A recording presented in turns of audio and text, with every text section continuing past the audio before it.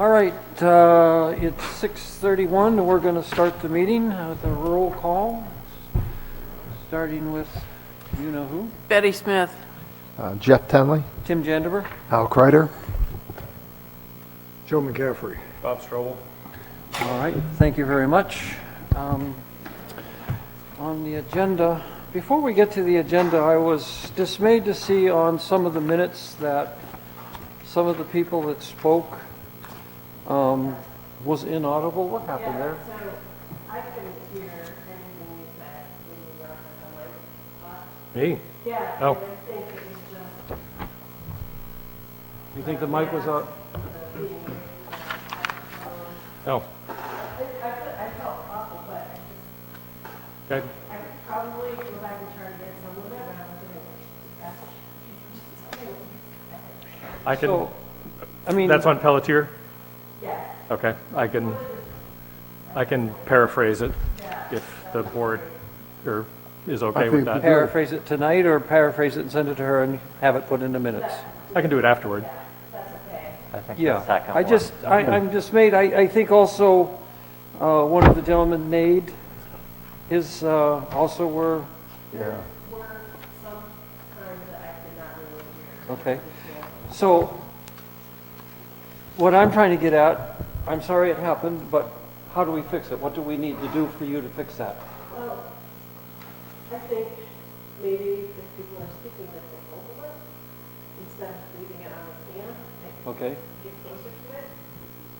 I don't know. Can you tell when we're talking that you can't hear us? No, I don't know. Okay, so that's not, all right. Shades of Gary. I'm sorry? Shades of Gary, what's Yes. his name, who had the right to interrupt anyone who is speaking. Yeah. If they I couldn't be just- heard- You know, I heard. think people go to a lot of trouble to you know, and they want to be heard, and I think it's only fair that we hear them, so, all right. Is that all right with the board if we table the minutes, that particular group of minutes? Because I would really like to see some of that information in the minutes for us, if you could. So that's the minutes of October 28th. Then I had one more question before we got into approving minutes. There was a set of minutes back a ways that... So all I'm asking is, we haven't got those back yet, correctly? No. All right, so we'll address that. You guys will address that? You'll make a note? Okay.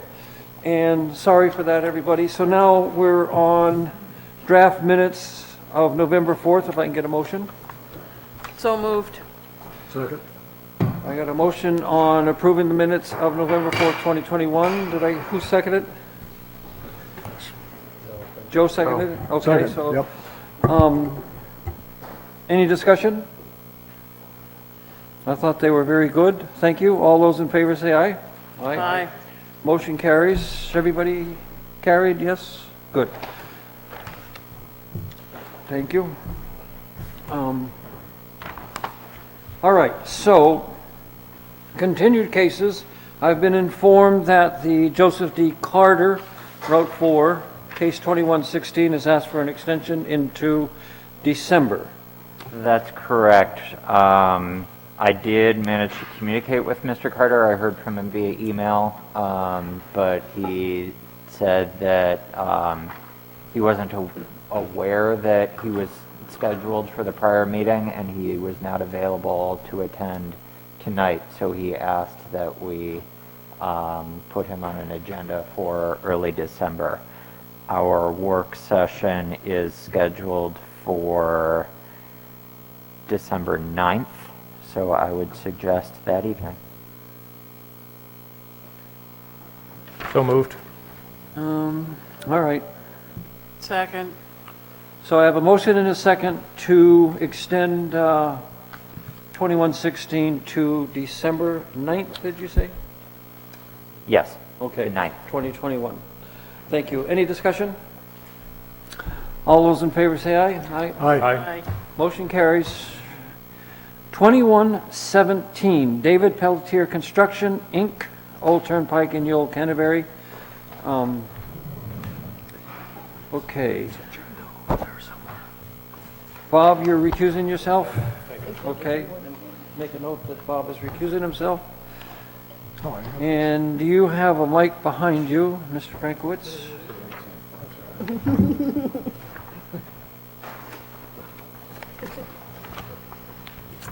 Of yourself, are you?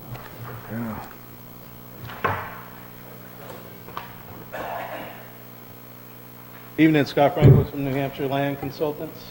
We were here last month, got the application accepted. There was a lot of discussion about the layout of the subdivision. There were some suggestions from the public on what we should do to reconfigure the layout. We went back to the drawing board and came up with two concepts. One that we can do per the regulations. We would still have to go get a variance for the wetland or a special exception for the wetland crossing, but it meets all the open space regulations.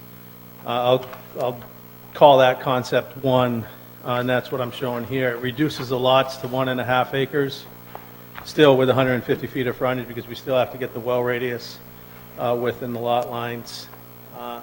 And this it eliminates the 100-foot waiver that we were asking for. All the lots are at least 100 feet wide. And the lots going from the left to the right is 1A is 150 feet of frontage with 1.74 acres. The next lot, 1B, is with 150 and 1.72 acres. And then 1C, which is the last longer lot, is 1.51 acres. And that's kind of what governed the back lot line. And why these lots are bigger. We have to keep that 1.5 acres with that lot. And then the final lot, 1.54 acres with 200 and some odd frontage. That didn't change from the original submittal that we did.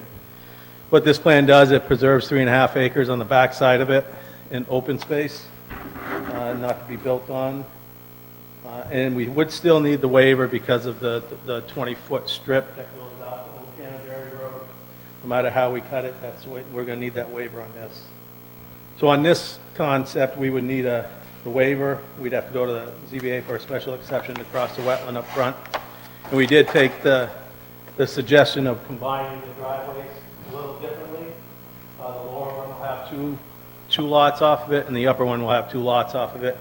So we were asking for a waiver on that as well. We don't need that for this layout. And then the second concept, there was a lot of talk about yearly development over on Route 9 towards in Barrington.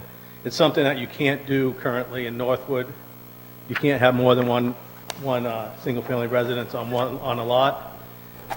This is another idea that is allowed in other towns in the area. It's fee simple lots. They're small lots with a little cul-de-sac servicing them. We're showing 5 lots here because that's what a multifamily development like we had approved on here as a condo was 5 units. And to make this layout viable for the developer, he needs that 5th lot to pay for the road. And as you go around, lot 1 is starting here, and that's 0.8 acres with 296 feet of frontage. And then as you go around the cul-de-sac, they're short frontages, and they got about 1/2 acre, and right around 40 feet of frontage on each of those lots. And then the remainder on lot 5 is 0.85 with 298 feet of frontage. And these are that way because we're getting the well radius on here. These 3 lots, we can overhang the well radius over into the open space as allowed by DES. And then, so that leaves 6.36 acres of open space with this sort of layout. Individual septics and wells. This layout will require variances though, lot frontage variances and lot sizes variances for this to work in Northwood. And I'd like to just get input on the board. We'll probably submit to the ZBA next month for the wetland impact. And whatever, if it's decided that this is the layout you like to go for, then we need variances to make this work too. What were the 2, lot size and what was the other variance? Lot size and lot frontage would be Okay. needed for this. Okay. And that's all? The only variances you'd need? I believe so. We'd have on-site septic, on-site well. It's just smaller lots on smaller frontages. On Okay. 3 of the lots, actually, would be the frontage. Questions of the board? Hal? Scott, could you please go back to the other drawing, please? Thank you. Part of what I think people were reacting to was the idea that that pasture was going to get sort of cut up and stuff. And I have to say, I don't know exactly where Tony Mattress has his, fence for the cows. But I'm wondering whether on this particular design, whether with that concept, we could also consider having a line that sort of goes along the lower part, like essentially from the corner and rounding up. Yeah, from there up to the corner there on the other lot, on the far lot. Yeah, so that we still leave the lots the way they are, but say, that maybe that stays in pasture or similar to what the other open space is.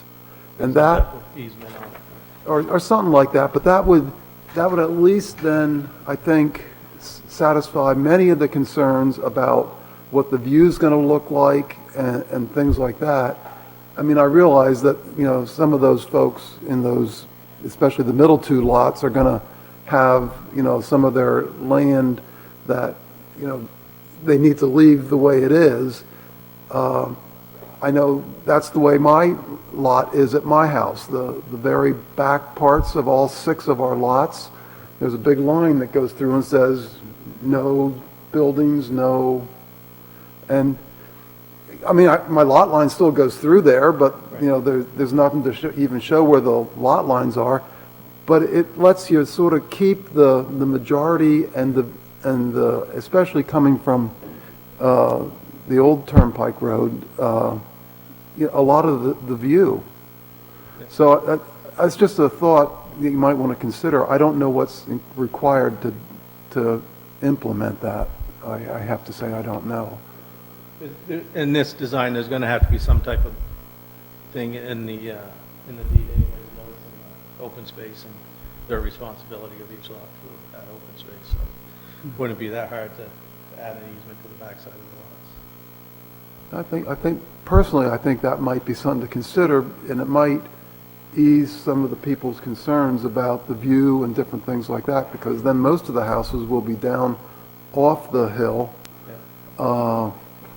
And, that's probably going to be an advantage for folks anyway, given that it's, somewhat south-facing, and they could build a 2-story solar house and, might actually be kind of attractive. My thoughts. Any other questions from the board? And so, you're not sure which one of these proposals you want to go with? Well, I think this one makes the most sense for the developer because there's no, the driveways are substantial, but there's no road with little Right. drainage. Mhm. Well, little drainage that he'd have to do for driveways. The other one, he gets another lot, but he loses that from the cost of building that cul-de-sac. Did you flip that over again, Scott, just to...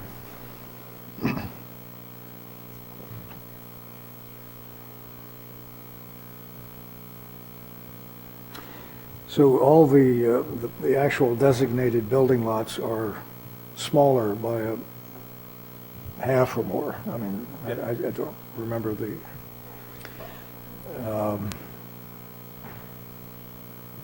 Those are probably closer to what, half an acre? Yeah, the Most of them. smallest was just over half. So they're about a quarter the size of what's required. Joe, I think you missed the meeting. There was a meeting where he presented some information, and in that meeting, it came out, Youngkin, what is the name? of that? Yearling development, Yearling? Whitetail development. So going towards Barrington on 202, not very far really, on the right is a driveway in and 5 or 6 houses around. So that's kind of what that plan is, if you wonder where that plan came from. The plan that he brought to us were very long, non-conforming, ugly-looking lots. So we kind of talked about looking for some alternatives, is how. You're saying, and that plan is not here right now. These I are don't know if he two, has it or not. these are two variations. These are two new ones. I don't know. Well, Do you I'm, have that original plan? Yeah, there you go. I mean, they were just super long. They, in this case, all the building would be on the south side of these lots? Still be the same area where they would build. We're using the entire property to cut up the lots. Yeah. So the difference between this, what we submitted, and that is that we're giving 3.5 acres of the lots up into open space. And you're creating open space in the back so that it remains open. Right. I'm familiar with that little development that you're talking about. I think it's a mini disaster, frankly, and I'll just say, and I'll say why. I'm not taking an opinion, so. Yeah, I understand you aren't. So just anybody that's looked at that, and I don't know that this is necessarily, but it may be, the one we're seeing now are the longer lots with the open space in the back. But that little small circular, you have it as a circular driveway here, don't you? Yeah, Yeah. we showed it as actually having a right of way and everything, where yearling is. I don't know that this is as bad as the one over in Barrington, but what wound up there, it's on a slope, which creates, I don't think there's as much here. No. But it creates a problem of its own. When I saw that being built, I was just feeling sorry for anybody, and people bought it. You know, it didn't last long. So, other people have different opinions on this than I do. The result, though, was not very attractive, I thought, as far as maximizing. They have some open space on that one and somewhere back in the woods. I talked to the guy who was doing the building, doing the actual construction there on them, and the picture I got out of it was that this is a kind of I'll use a technical word here, constipated solution to using the land that's there. Now this may turn out a little better because that one has a very tight turnaround driveway situation. Yours looks more open. Yeah, that one is actually a condominium development. There's no lot lines in there, and they just got limited common area around. Is that each it? of the Yeah. units. And it's one of the options in Barrington. In an attempt to create open space, they created, I thought, a very unpleasant environment for whoever lives there. The walk-up in each one of those houses, you're walking up to the second floor to get into your first floor. Yeah. It's a rather absurd situation, but anyway, that would be an observation on that. I tend to have an initial favoring. I'd have to go over and look at this again and get a picture as far as you're asking for our feedback on this. I just gave you mine on this one, but I'd have to look at the other. It seems to be a little more better use of the space. Hal's suggestion may be a driveway you're talking about, or the actual open space line contour? Easement on the backside of it. Yeah, basic, may I? Please. Yeah. As long as you talk into a mic.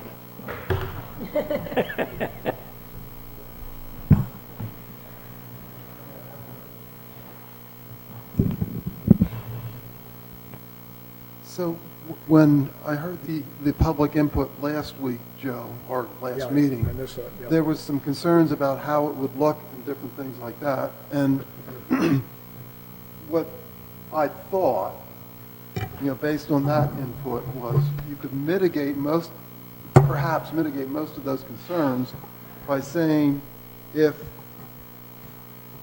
you drew a line sort of like this and came around and sort of kept with the contours, you can still have the well radiuses overlap that, but keep this additional area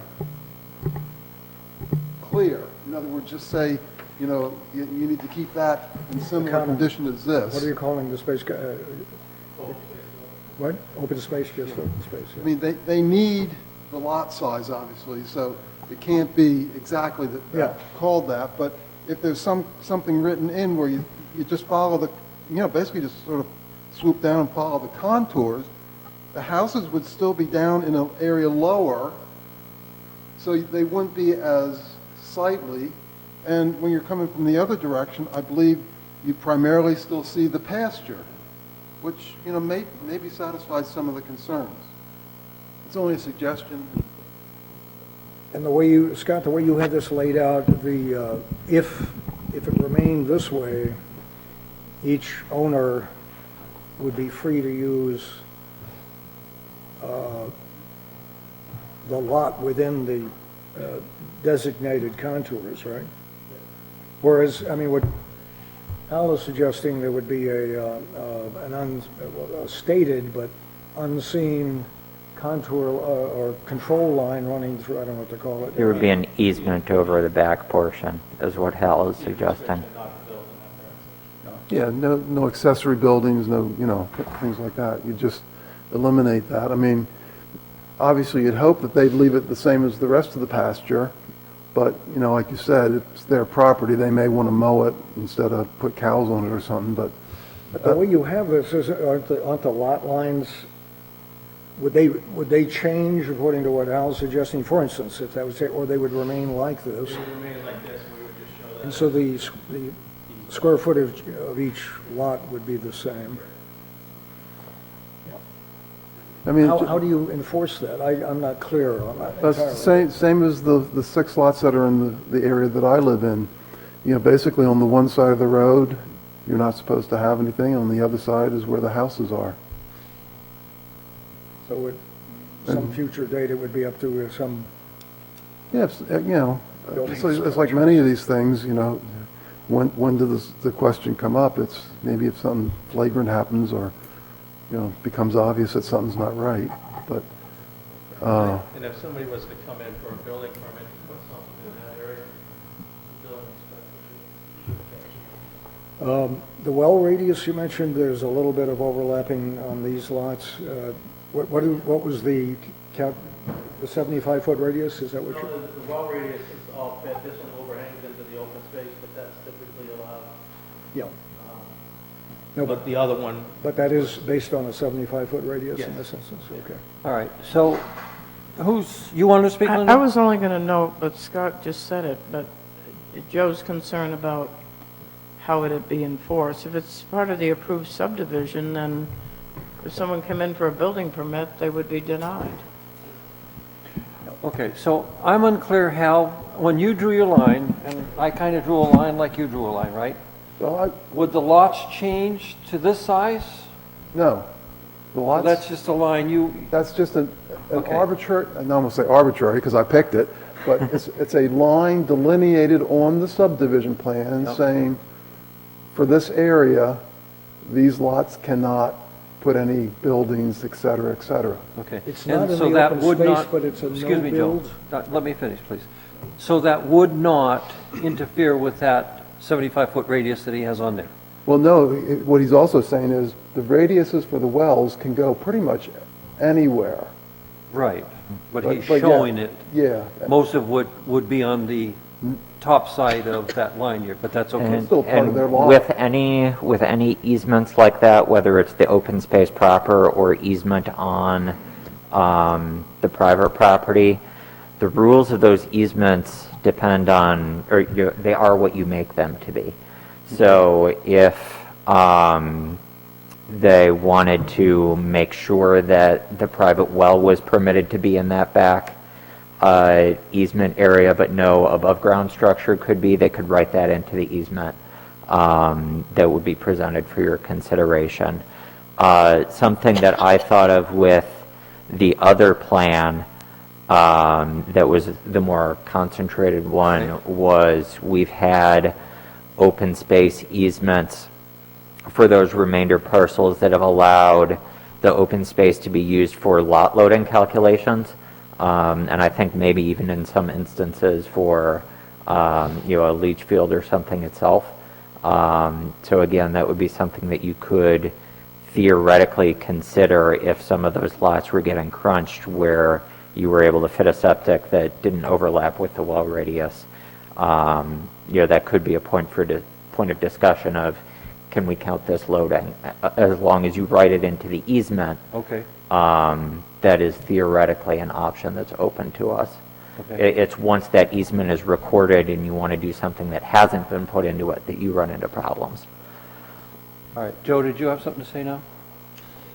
No, well, now that James said that, so you mentioned as far as the septic lot loading, or how did you put it? But are you envisioning that the septic field could be in the open space in part? So it looks like Scott has depicted a tank and leach field on each of those lots to show that they're buildable. Scott, I'm not sure if you've done like enough of the test pits or soil analysis to know that those would work, or if it was just conceptual. Yeah, we'd have to do more tests. Okay. So theoretically, if the test pits came back and said you need to put this someplace else, you can't put it where it's depicted, that would be something that we could shuffle some of those things around. A few logistics things. I also wanted to note minimum road frontage in open space design goes down to 125. I mean, if you've got the frontage to meet 150 for all four of them anyway, it probably doesn't make much of a difference, but if something needed to move a little bit, you could.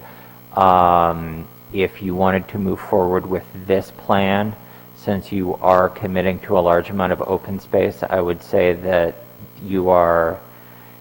when you were writing your variances and requests for relief, I would say it should be from the open space frontage and minimum lot size, not from the 2 acres, 150. So that would bring that request down a little bit in terms of the change. I thought there was one more thing. Oh, when you if you're proceeding with open space, you would need to identify one or more of the 8 purposes for conserving the land as open space. And those are listed in Roman numeral 9A purpose. So you would just pick one or more of those and say, this is the reason why we were conserving this land. All right, any more questions from the board before I see if we have public comment tonight? I'd just like to make one more comment, if I Okay, may. please do. And again, I just want to reinforce why I proposed the other. With these, especially the one that's most vertical lot, that house will sort of stick up like a sore thumb. And that's why I'd prefer to go back to this, where he's trying to get the lots and the houses pretty much as low on the horizon as you can, which would be, I think, less offensive to folks. So that's All right, his comment. everybody happy? Any public comment tonight? Welcome. Bob Strobel, Old Canterbury Road. I'll make I sure can I'm hear ya. speaking into the mic. First, let me express my appreciation to the applicant for coming up with these designs. I had spent a couple weeks looking at alternatives to propose tonight, and he sort of stole my thunder in multiple ways. Not that I was going to thunder. So also appreciation to the board for looking into these. My main thoughts on this, and I guess these are more questions for James than anyone else. There is an RSA, and I forget the number because I forgot my book, that allows planning boards to utilize, I think it's innovative planning concepts.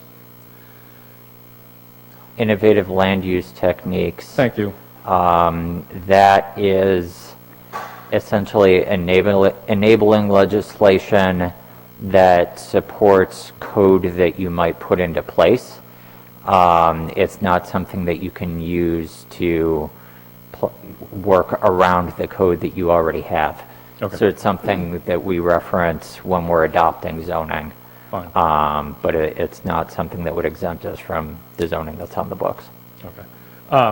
Yes, Mr. Frankwitz is, as far as, if I may, well, let me back up. As far as the revised plan here goes, I find that much more tasteful, in my opinion, especially with the idea of Hal's idea of no structure, above-ground structure easement. The cluster development. Why don't you move the mic forward, Bob, so that you I can see it. work with that a little Thank better. you. The cluster development, as I had referred to it, is actually very interesting. I had read what generated this. Barrington has a conservation subdivision ordinance in their subdivision plans that is that shape. Essentially, the open space for the lot surrounds the lots. The individual lots do not have to, the lot lines do not have to mirror that open space. So the open space essentially becomes an easement over the originating deed lot lines, which I thought was quite an interesting concept.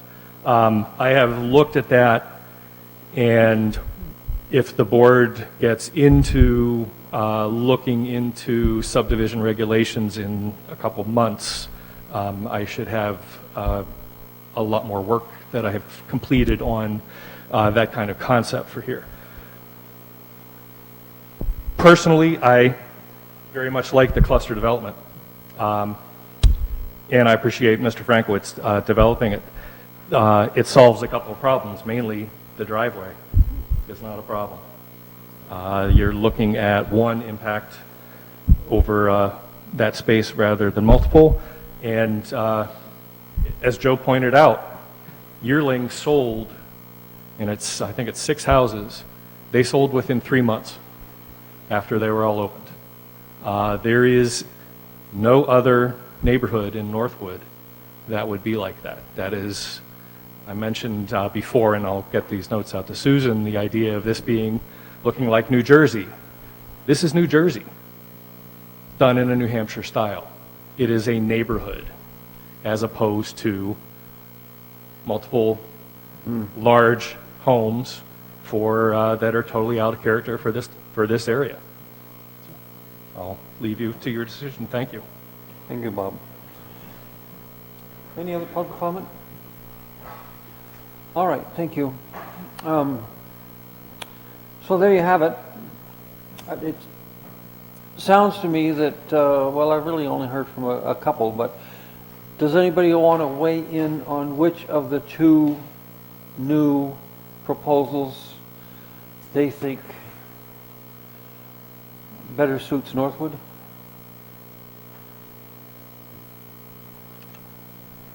There would have to be some variances on either one.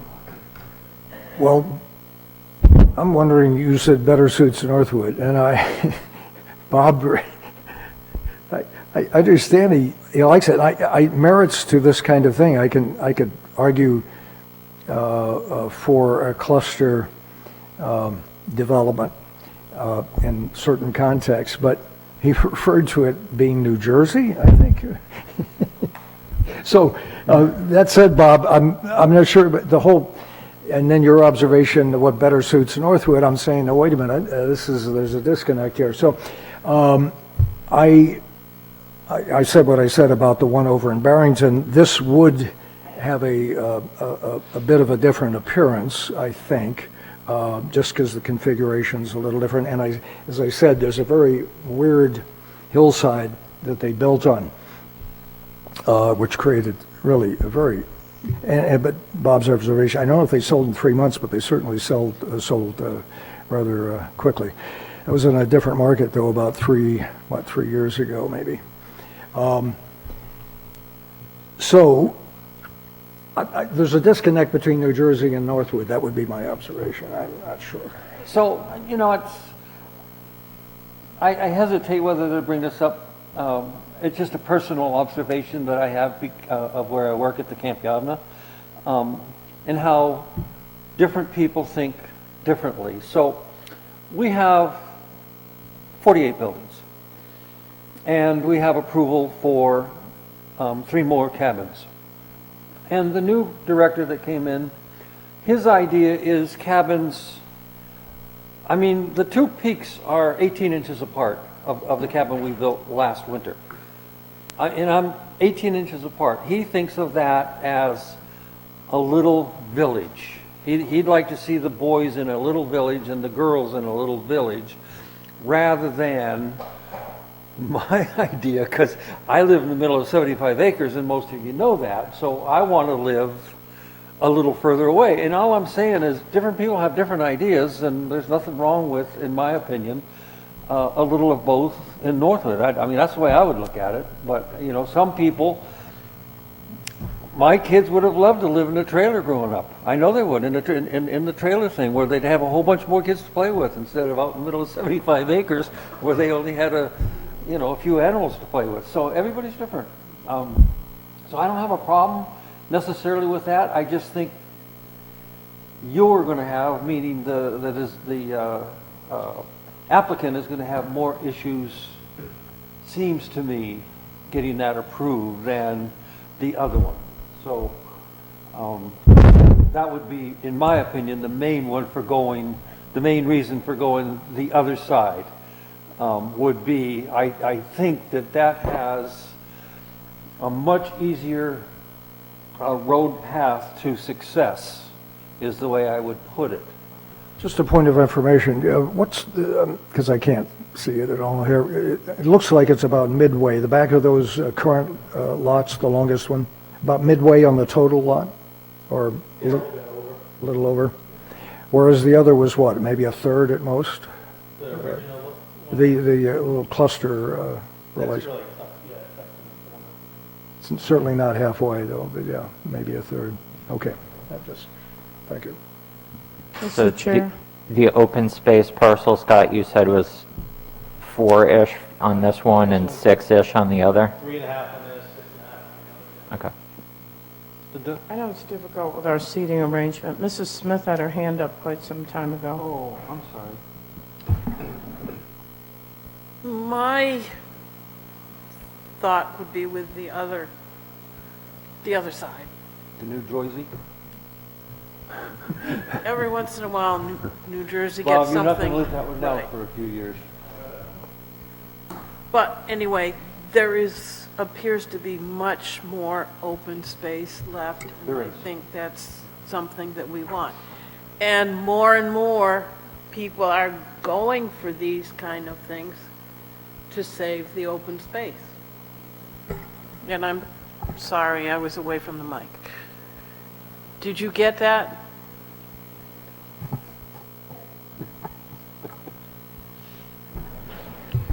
Well, maybe that's why Hal's suggestion's an interesting bridge between the two, which has some merit. I mean, Betty's making the point that, and I would agree, certainly, that this offers, as I said, it's maybe a third, and there's even some on the side here, so there's a greater open space left.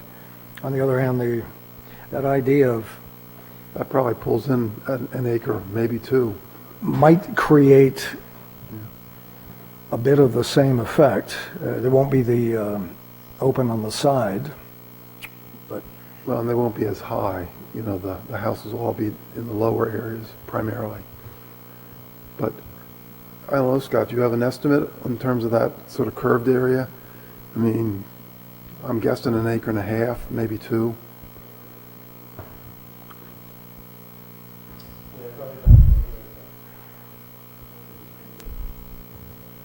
Because these lots are 1.75. Yeah, right around 1.7. These two, this one's 1.5.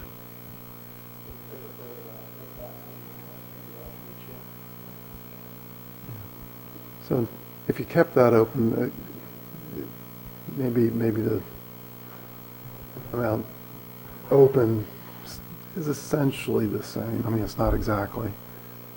So my understanding now is that he's listened to all of us, Yeah, that's up and to he's him. listened to the public, and Gotta go. we've said what we think, and it's up to you to make a decision and come back at us with, it might be that both are workable, and I just think one might be a little smoother path than the other, but you're the professional. Do what you want and fight the battle. I have one question. Oh, you had one, okay, go ahead. Sorry. So on this proposal with the 4 houses, and then on the other one, you have 5 condos. What's the difference in the sizing of those units? Well, this builder typically builds smaller houses anyways, so I don't know that they're going to be much different because I think I showed a 30 by 40 box on these smaller lots. Uh-huh. He typically does, it'd probably be a little bit longer than that, typically the ranch with a 2-car garage on it. So like a 2-bedroom, No, it would be a 3 or 4 bedroom. 3 or 4 bedroom? Right, where he builds these. So no McMansions. You can't say he's not going to, but he hasn't been started on type stuff.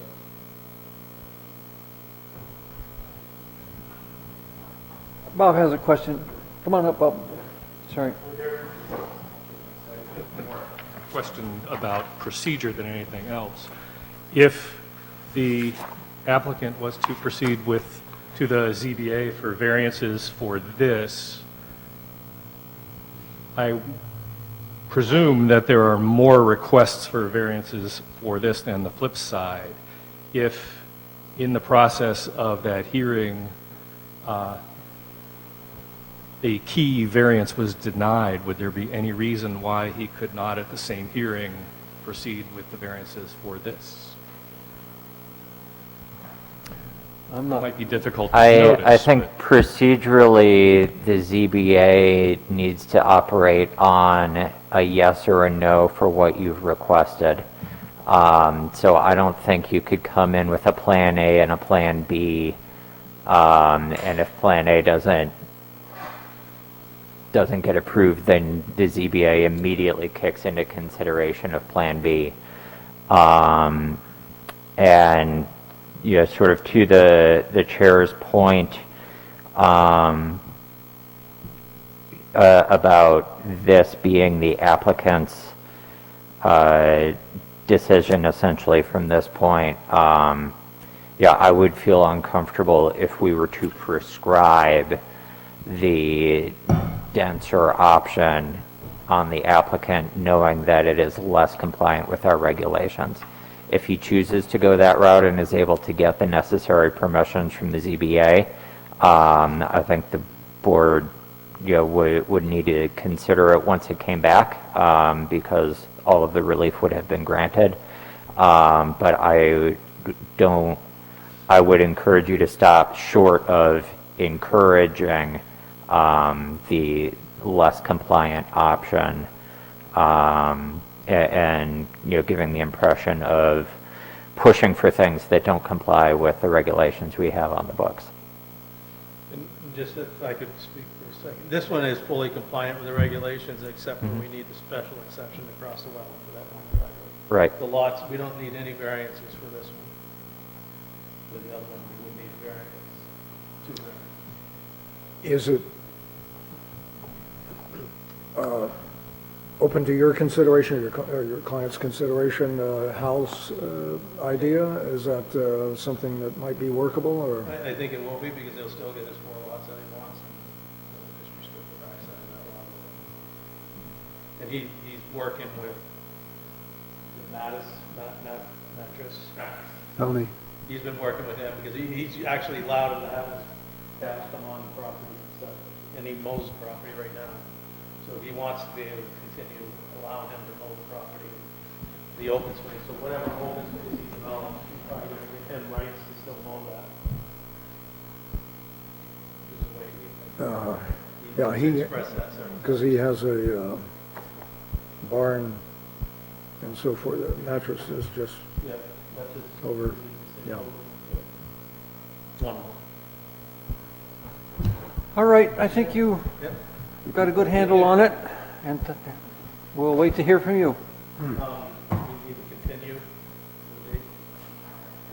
We We do. accepted the application last meeting. I would be fine if we continue to January, because we're going to have to go to the ZBA regardless Yeah. of either one of these we do. Right. Let's do it, not the work session, but the regular meeting in January.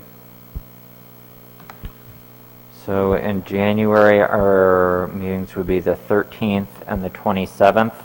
Continuing to the 27th has the added benefit of if you miss the December ZBA,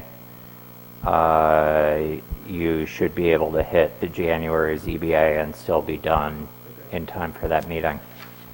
So I'd suggest January 27th. Somebody want to make a motion for us? So moved. Motion and a second. Any discussion? All those in favor say aye. Aye. Okay. Thank you. We'll see you on the 27th, Mr. Frankowitz. All right. One down, 72 to go.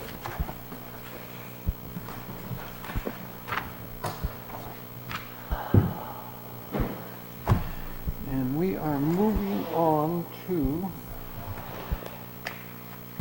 nope, 2118?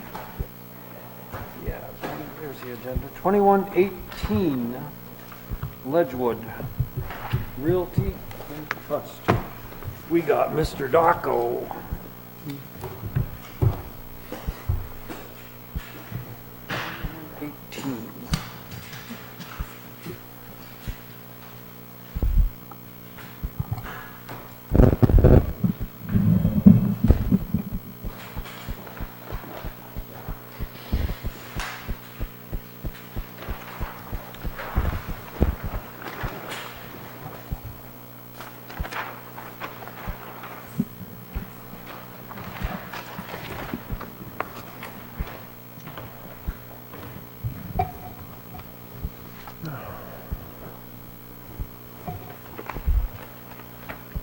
Good evening. Good evening. How are you? I'm great. Good. And your name? My name is Peter Holden from Holden Engineering. Okay, I'm here with Dave Dacco. okay. And what we're here to talk about is I think it was in April, we received final approval for the quarry that David is going to start. And we have planning board approval, we had our ZBA approval, we have wetland approval from the state, and we're waiting for our alteration of terrain approval. And the alteration of terrain approval is for disturbing more than 100,000 square feet of ground. And you have to put in place certain drainage methods so that the water gets treated before it ends up in public water.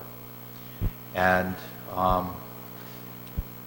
we have submitted our application, and it's more than just an application now. When you submit a wetland permit, you have to do a historical study, an archaeological study.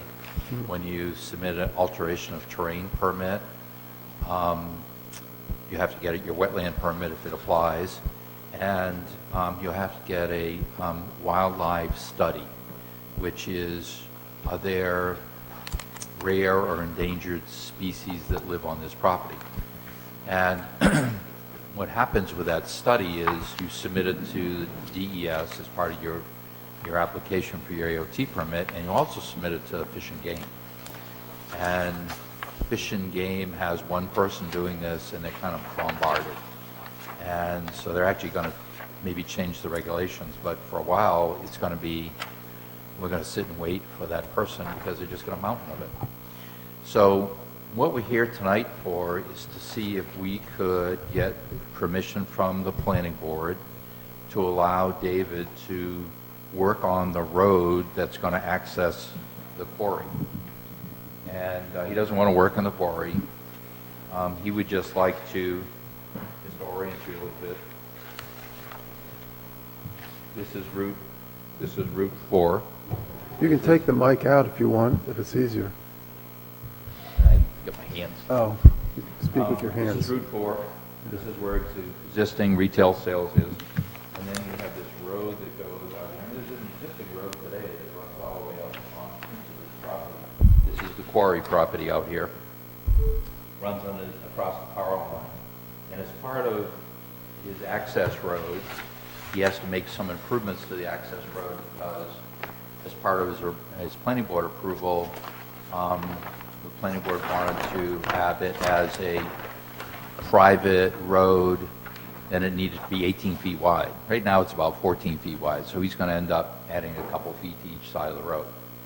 And he has a wetland crossing that, in order to widen the road, he has to extend the culvert. And there's a large wetland crossing where the beavers have flooded the land. And he's going to build a box culvert there. It's 4 feet wide and it's 5 feet tall. And we made it that big, not because of the water, we made it that big because DES wanted critters to be able to go through the culvert. And so what he would like to do is to be able to work on these crossings now, not going out there and doing anything. And I guess when we started talking about it, we said, there's a road there today. I mean, he could, I guess if he wasn't planning on building a quarry, he'd go build a road. He could just do that as long as he has wetland permit.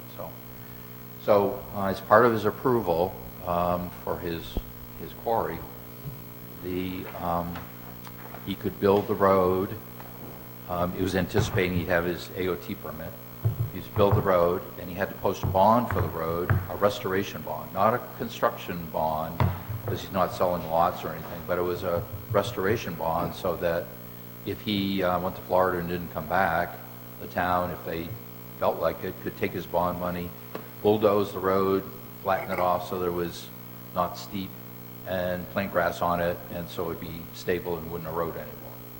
So David is willing to post that bond now, and we're thinking that we might get our AOT permit. It's probably going to be February, and by then he'd have the road all built, and he would be just sitting there waiting for springtime to come. So that's what we're here for, is to ask if we could effectively modify our approval slightly to allow him to work on the road. All right, thank you. Any questions from the board? Hal? Where will the materials for the road improvements come from? There is actually, as part of constructing the road in this large wet area, there's a part of the road, if you've been out there, Yeah. it actually kind of goes up and then it goes down pretty steep. So the plan is to take that material and use it for road gravel and road fill across the culvert. So Okay. initially, we were going to go out in the quarry. Well, that's why I asked, because that's what you had said previously. Yeah, so we're not suggesting we do that, so. So you think you have enough material to do that? I think so, because there's a big flat area there where he's got stuff, or could have stuff stored. And then it goes uphill quite a bit, and then it goes down the other side. And it does a couple things. It generates some material to build with. It also takes away that steepness going down to the big culvert, so that road won't be as steep, which made it so that the road didn't have to be as high going across the culvert. Because if you're coming down and you get to the culvert and you're 15 feet in the air, you end up with this big fill out of the wetland. So we narrowed the fill up, lowered the road down, and cut that rise on the Route 4 side of the crossing there. So I think we need to, hang on a second, I think we need to back up. So I don't even think we've even opened this up as far as whether it's complete, et cetera. So I think we need to consider that. Did everybody read James's Yeah. review? He felt that it was complete,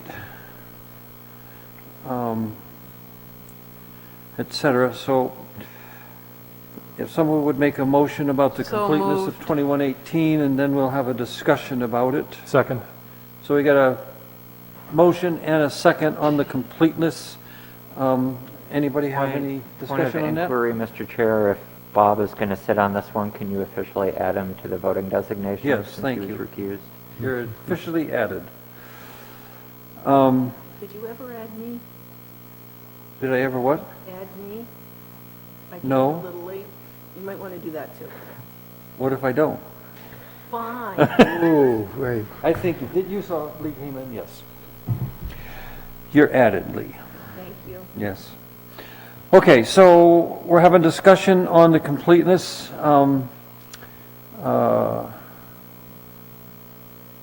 I don't have any problems with the completeness. Anybody? All those in favor say aye. Aye. Motion carries. We also need a regional impact. The board did not previously declare this proposal to have potential regional impact, so we should do that tonight. moved. So I need a motion to, Second. that this 2118 has no regional impact. Do we get a motion and a second? All Second. right. Any discussion? All those in favor say aye. Aye. Good. Now we can continue somewhat legally. Any more questions from the board on this? Question is if there is any, sorry, I should Go ahead, Bob. stand to be recognized. In the event, unlikely that I hope it is, that the AOT permit is denied, what would be the recourse? I guess you'd have a road. You'd have a to the nice back. And a road out to no place? Okay, just sort of what I... Well, you what I would, you would thought. have a reclamation bond that you could call. Right, well, and that's, If there was no resolution on that, you should be able to call the reclamation bond on the road and restore it to a natural state. yep. Would there, to follow up on that, would there be the opportunity for the applicant to propose a new application that There would be. utilized the road? Okay, Yeah. more curious than anything else. Yeah, I think same with, yeah, I think probably more likely than the AOT getting denied is the AOT review continues to ask for more and more changes. That sort of cycle. So I think it's more likely that we would see the applicant again to make changes to be consistent with what AOT has requested. But yes, there should be room for amended site plans, filing a new site plan if need be. And I guess my only comment on this, as the applicant has already pointed out, is that there's no interest and on their side to start the quarry because they don't have the permits in place. It would be incumbent on the town to enforce that part. Okay. Your turn. I wasn't here in April, so on the, you're talking about getting approval for the road. That includes the culverts, which were already designed, and you already have the wetland permits Yeah. for those? Yes, yeah. Okay. And we went out there with the Conservation Commission many times. All right. And I think they were pretty happy. Matter of fact, I think they spoke that they were pretty happy with the end result. So Just out of curiosity, what kind of culverts are they, again? they're polypropylene culverts. They're like the black polyethylene culverts that a lot of people use, Uh-huh. except they're gray and they're just a lot tougher than, Right. so. Okay. Thank you. All right, so did everybody read, again, James has items to be addressed, completeness we did, regional impact, prior conditions of approval. So this was priorly in 1813, our case number 1813 was approved. The simplest way to do would be to amend those conditions. So what he's saying is the board should review the notice of decision for prior site plan 1813. If the board is amenable to accommodating the applicant's request, the simplest way to do so would be to amend those conditions of approval. Okay? I've done so below in a way that would allow plans to be signed and require the AOT permit at a later date. The board should consider whether this is acceptable or some other mechanism would be more desirable. And what you're talking about, James, is the recommended conditions of approval. Yep, under the recommended conditions of approval, they're a little bit more annotated than they usually are because I wanted to show track changes of where it was pulling out the DES alteration of terrain permit up top and reinserting it later on. So if you want, I can walk through those and talk through either what I'm suggesting for a change or some of the questions that I have that you may have opinions about. You have the floor. Okay. So usually one of the, They should have one there. so usually one of the first conditions that we have is the applicant will acquire all necessary federal, state, and local permits. Right. That is condition number 2 on the prior notice of decision, and it includes NHDES alteration of terrain. So because that is prior to signing of plans, I think that because we are beginning to implement something that is on these plans, I would like the plans to be signed before we start building the road. We still have the excavation permit that we can withhold to prevent actual excavation out back. We also have 2 milestones that are clearly stated in the notice of decision as prior to excavating any of the materials for the road, prior to the commercial excavation. So, before they would be able to sell anything that they would excavate out back. So for number 2, I'm proposing to strike the NHDES alteration of terrain, and that will be listed again later. Conditions 3, 4, and 5, I did not see a need to amend. Condition number 6 was completion of all conditions necessary for final approval, i.e. having the plan signed by the chair within 1 year of conditional approval. I just made a note there that was more of a question to the applicant as to whether they still feel 1 year is a reasonable timeline if they're experiencing delays with their alteration of terrain. It would be easier for them to grant an extension now if they anticipate needing it. When is the 1 year up?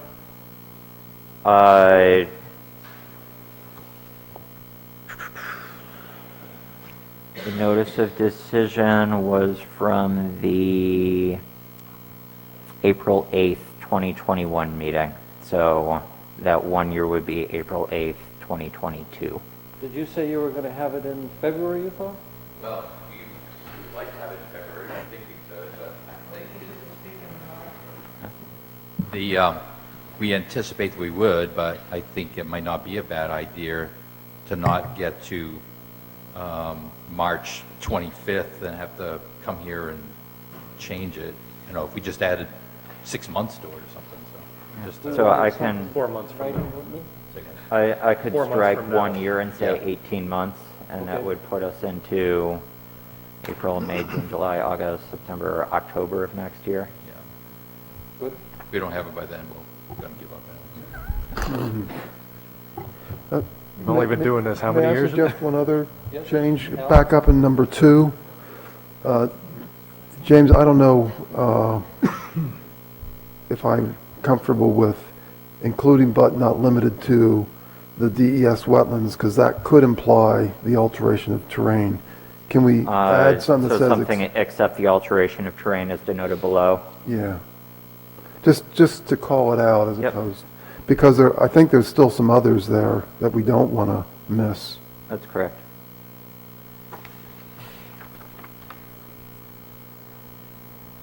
Good change.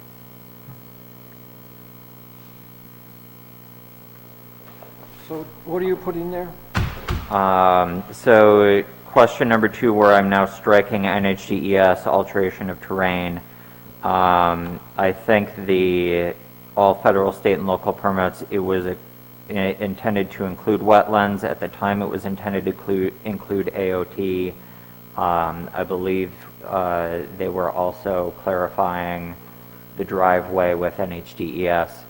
So for this, Hal is suggesting that when we strike alteration of terrain, we add to the end of that sentence, except an NHDES alteration of terrain permit as denoted below, as an explicit sign that this one permit is going to be noted someplace else, and it removes any ambiguity.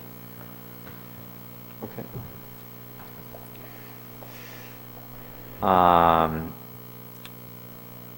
So because that then shifted, our next set of criteria was the conditions that need to happen before they could excavate the back for the proposed road. And if that isn't proposed to be part of the sequence anymore, I'm not sure whether we would want to change that in any way, or simplify this set of criteria with the next one, which is prior to commercial excavation. But at least in my prep work for tonight, I moved condition number 9 forward in time to require all wetland crossings to be completed before any excavation out back. And then number 10 is where I relisted the applicant will acquire and provide copies of an NHDES alteration of terrain permit.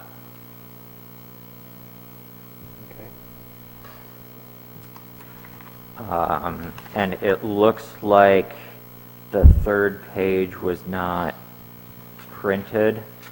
So that was prior conditions 12 through 18, but the only change to that, the wetland crossing was previously condition number 13 that was prior to commercial excavation. So I deleted it there and inserted it as condition number 9. And then the conditions renumbered as necessary. So what you passed out tonight, you said page 3 wasn't printed? Correct. I mean, I have 15, 16, 17, and 18 and 19. I do not. What I emailed should have had everything. Yeah, I have But mine. I just mine grabbed myself. I grabbed a copy off of the stack, and I only have 2 pages here.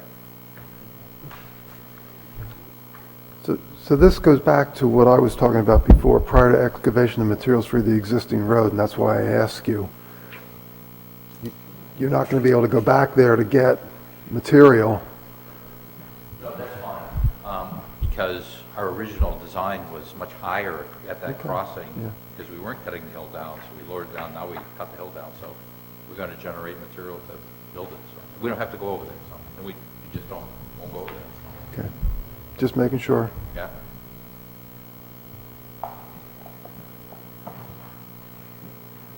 All right, any more questions from the board? So there was some discussion of a bond. Yes or no? Does that come in? Yes, there was already a series of performance guarantees that were required. I'm looking at 14.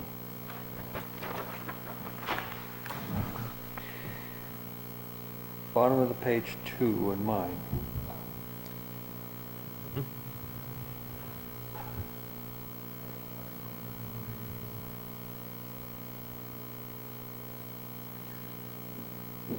This is the reclamation bond for the road. For it when you're referencing number 14? Yeah. Okay. So Well, I think, there are a series of reclamation bonds. The reclamation bond for the road is condition number 5D. Condition number 5 states the applicant will attain the following milestones related to the proposed access road. And that's where we require, they needed a variance for one of their wetland crossings that I understand they've since been approved for. B, we were going to require inspection milestones by the town engineer. C, we were going to require escrow payments to cover those required inspections.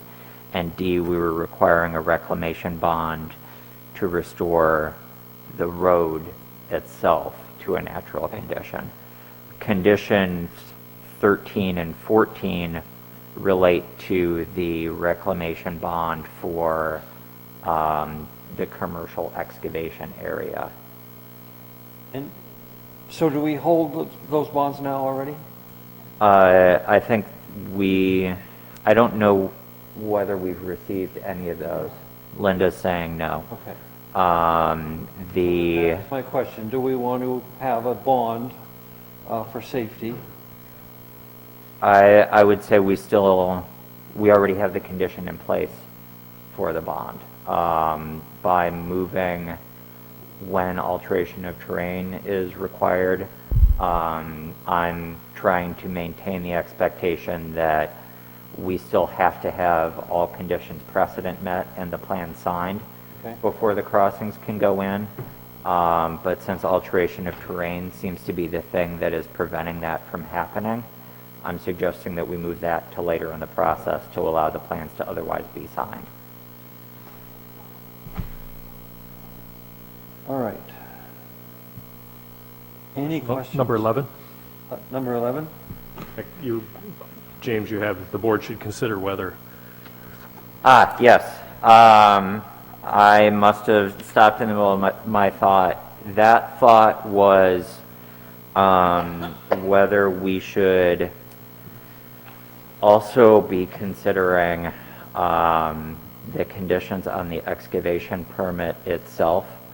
I think when I sequenced this, I sequenced it in a way that we were expecting the site plan preconditions are clearly going to be met before that excavation permit can be issued. And now we are sort of interfering with that sequence. So I was going to suggest whether those conditions are now off in some way.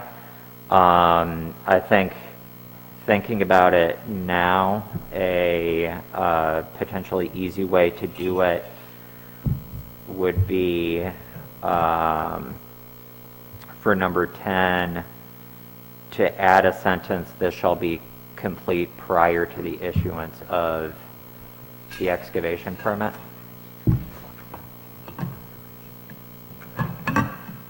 So referring to the alteration of terrain permit, and again, making it clear we still expect AOT before the excavation permit would be finalized and released. That makes sense. So James, after you finish writing.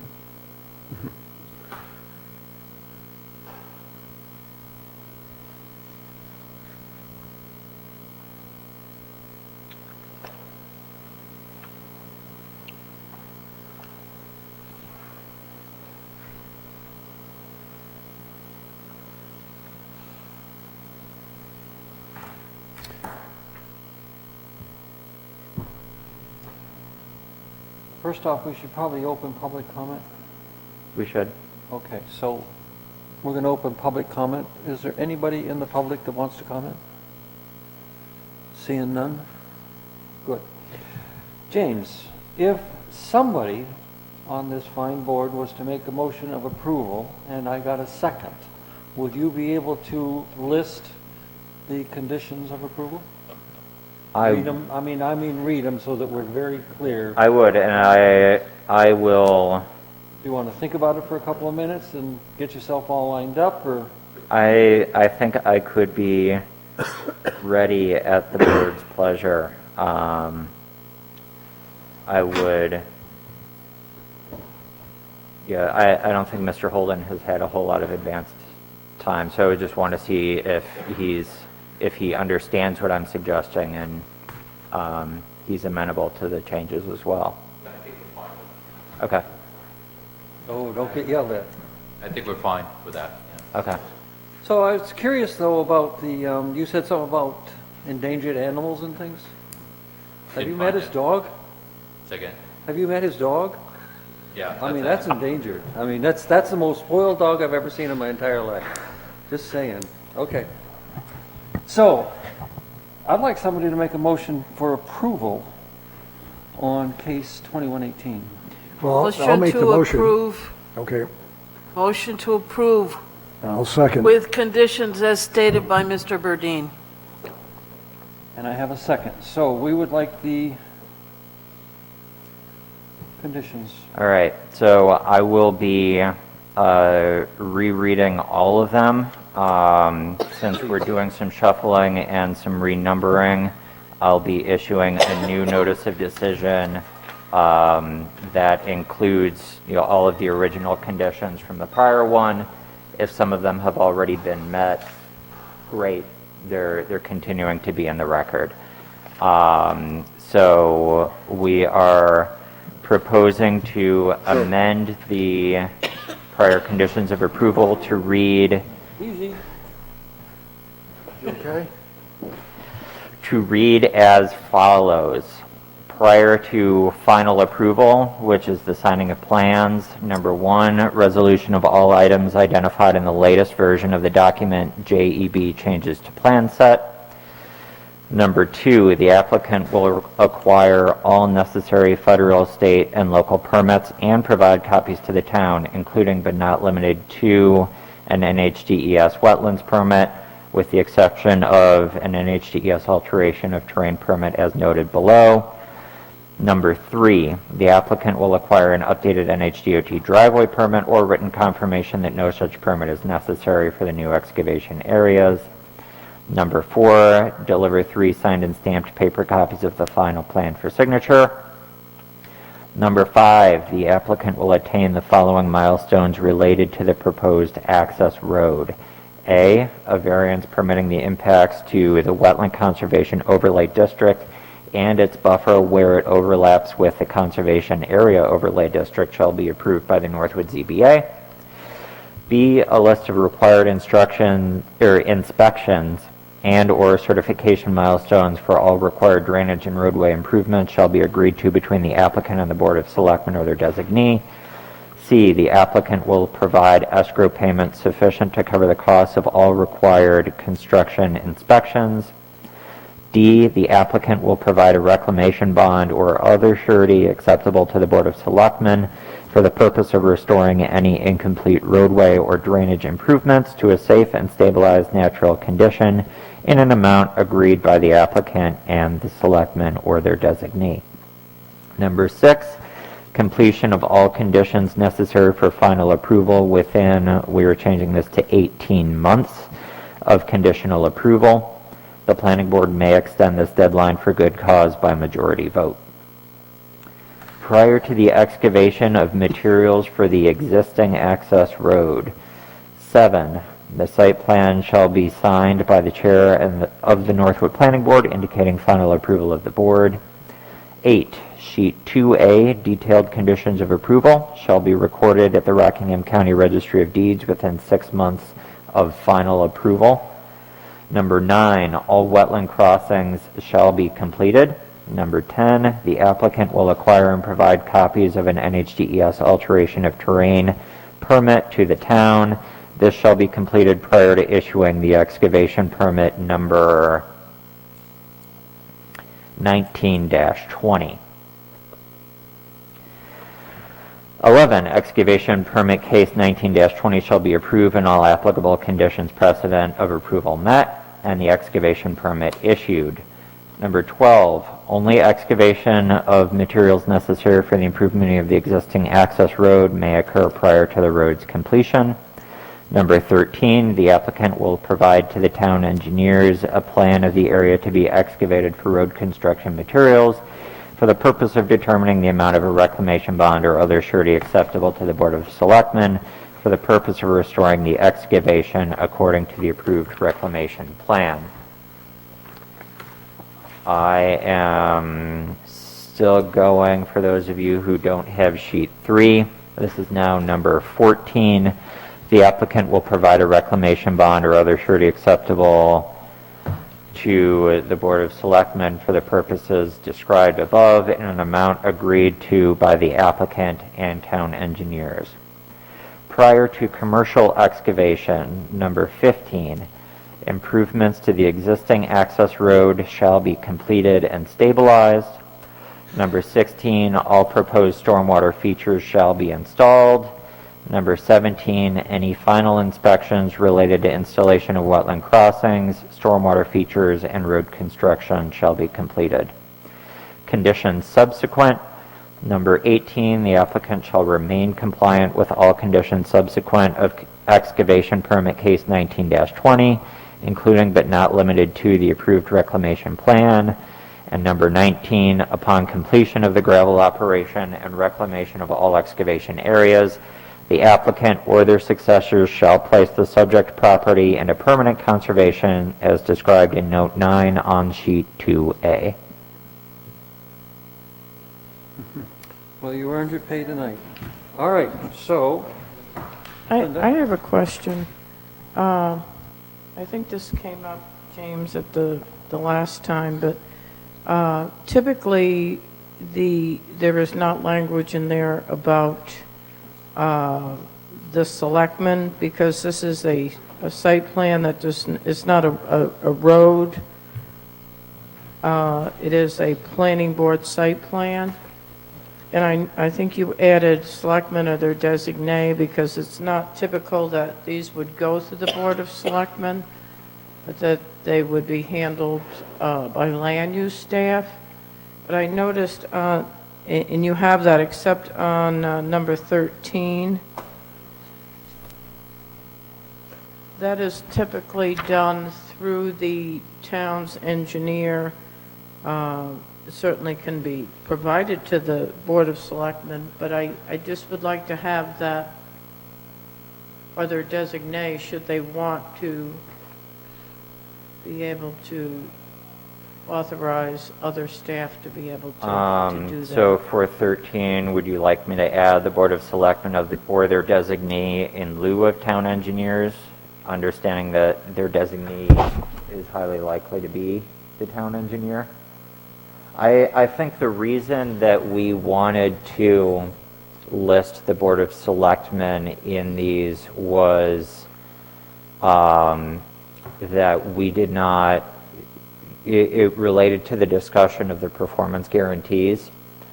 And I thought that we did not want to get too far into the weeds with this board as to whether that needed to be a bond versus a letter of credit versus, what the financial mechanism was. Right, I understand that. No, I'm just saying that if it doesn't say selectmen or their designee, then it implies that they're going to have to work through the Board of Selectmen's agenda and have an approval by them specifically, rather than that they can designate that task out if they so choose, which they have. Mm-hmm. That's all I was saying, so. So you were simply clarifying before the board acted that those actions might be handled directly by staff, or they've been empowered in the past to Right. act. Exactly, thank you. Okay, yeah, thanks for the clarification. all right, we set? We got a motion, we got a second, we got the conditions. Any more discussion? All those in favor say aye. Aye. Anybody against? No, motion carries. Thank you. 21, 19. all set, Mr. Ducko? All right. Thank you.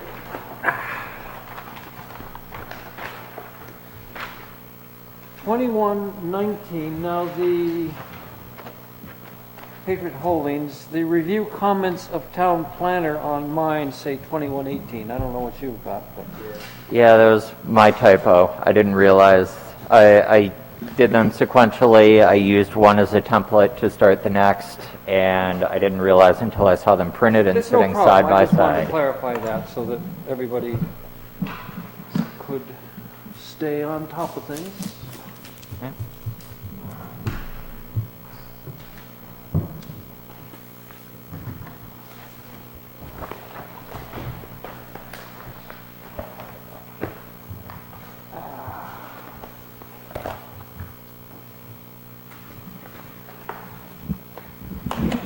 Good evening. Good evening. How are you tonight? Good. That's good. Nathan Chamberlain with Fieldstone Land Consultants. Okay. Welcome. Thanks. Mike works. Here tonight to talk about an existing self-storage facility that we're looking to expand. Patriot Holdings is the applicant, and this site is right down the road on First New Hampshire Turnpike. It's an existing warehouse, and there's an automobile repair shop there as well, and also a residence. Get right into the site plan here. So this is the warehouse.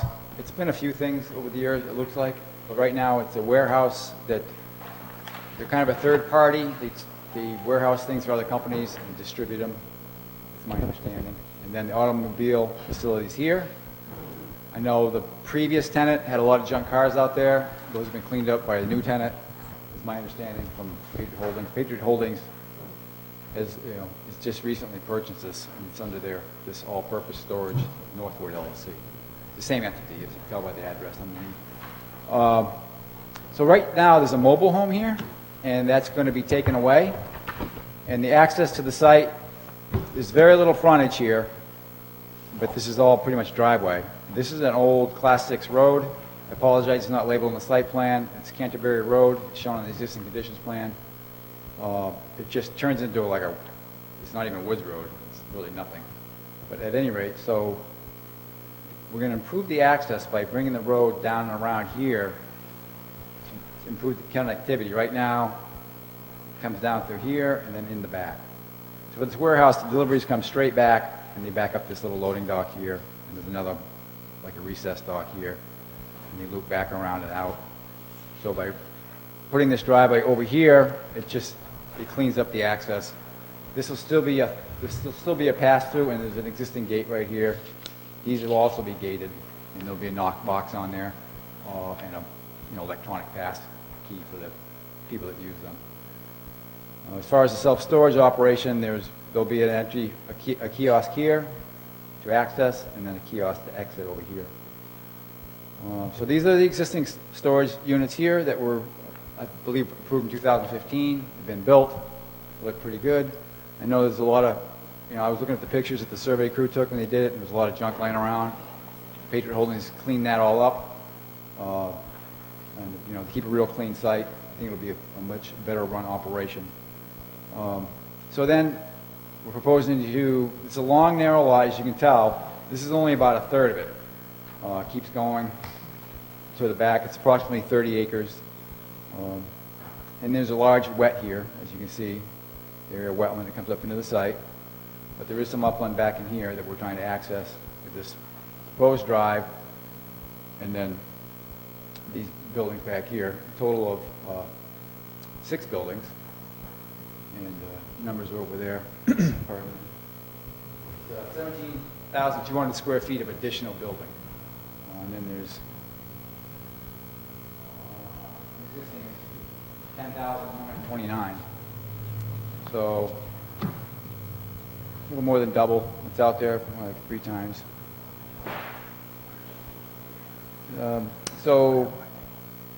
This is a very low intense use. There's not a lot of traffic. I've been to these sites. There's hardly anybody ever there. The weekends are your busiest time. So we have asked for a waiver for a traffic study. And again, there is an existing well and septic system for these buildings. These buildings have bathrooms, and obviously the residents. And I believe there's a bathroom in this other building as well. But the residence is your heaviest load on that septic field, and that's going to go away. So this is really over-designed for what's going to be utilizing there. And there are no bathrooms or anything proposed for these or for these, the existing ones for that matter. The only thing that's going to get extended to these is some underground electric to just run the lights. So Repeat that, underground what? there'll be underground electric to run the lights, just to power up the lights, and they're basically security lights. Thank you. There's no power inside the units themselves. This is the existing conditions. You can see how big the lot is. We're only working back to here, and it keeps going all the way back to here.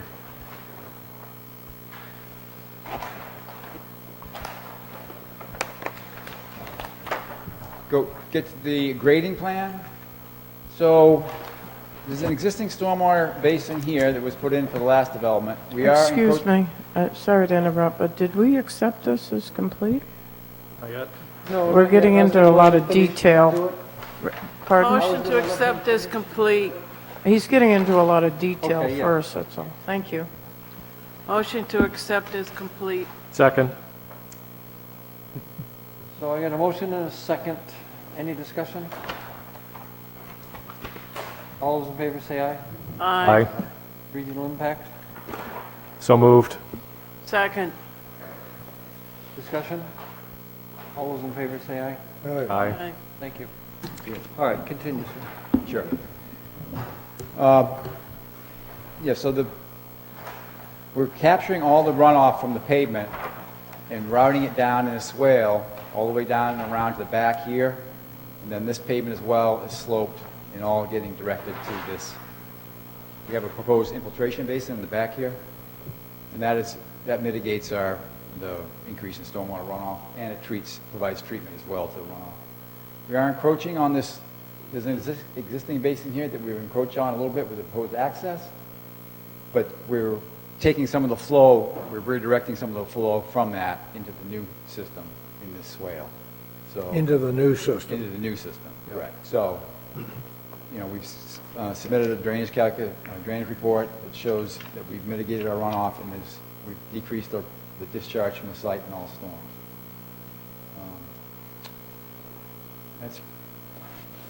These are pretty simple sites.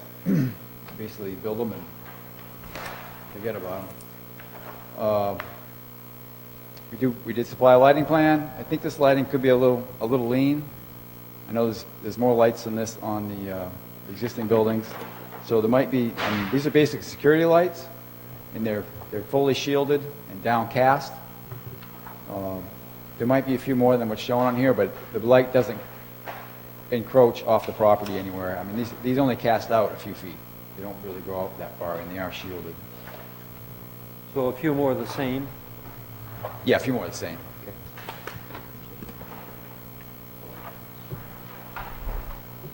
And we are proposing a little bit of landscaping. I know there was landscaping done on this, the last time this went through approval for these up front here.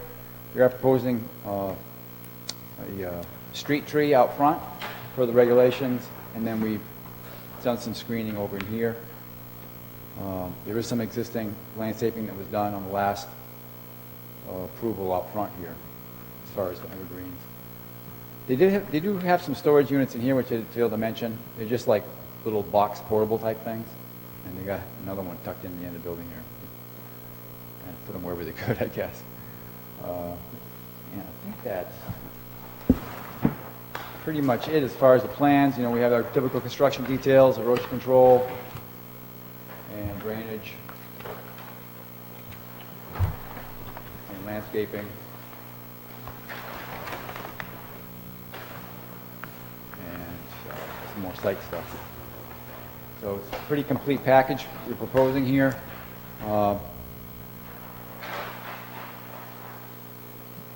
I know the staff memo, it does look like a fair amount of disturbance, but really, in the grand scheme of things, this is a pretty minor project.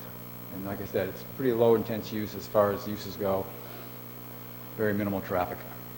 And it's not a complete wash from the existing residents, but it's fairly close. Any questions, I can certainly answer them. So these are not the same buildings as those little things you have up front, are they? No. So they're basically what's in back, these buildings here, Well, all the new proposed buildings. the ones in the back here, yeah. Those are just little portable things. They're not my box, but they're kind of like, Yeah, I've seen them. yeah. Questions from the board? Bob? I guess I'll call it the long building horizontal at this point, the one that backs to the wetland on the south side. This one here, the long one? Yes. Yep. And the two adjacent to it. This one? Yes. Yep. And the other one? And this one? Those are 20 feet wide. They're accessed solely from Yes. one side. Yep. Okay, Similar to this one. It's the existing one here. It's only access Okay. from one side. okay. That saves, you were within the wetland setback on some Yes, of them, we're up and I against just wanted to setback. clarify Yeah. that if you're not accessing that side, you're not going to be driving your car on the wetland setback. No. I don't have the plans in front of me, unfortunately, but nope, I just want to ask, the hours of operation are as proposed or what? Yeah, so I noticed what he had on here and what was approved in the past, they're a little bit different. So I'm gonna circle back to the owner and just confirm these are, I just Yeah, wondered if there was operation. one for Joe over there. Here's mine. I'm okay. That's all right, thanks, Tim. so the self-storage part, someone can go in there anytime. There's no hours of operation. It's accessible 24/7. It's gated. They have a kiosk entry that you come in and you punch your number in, and the gate opens and you go in and do your thing and leave. People don't typically go in there late. You know, typically they're there Saturday afternoons, Saturday mornings. Then the businesses on site, we do have hours of operation, and those are the ones I want to confirm before the final plan gets set in. What we have on here, I think, 7 to 5. I noticed on the record plan that's on file at the town, those hours are a little bit different. And they have weekend hours for the auto shop, so I just want to confirm that with the owner before I So finalize. outside of those businesses, there's no employee presence as far as the No. storage goes? No. They call, it's just a phone number, they call, and they arrange it, or go online to reserve a unit.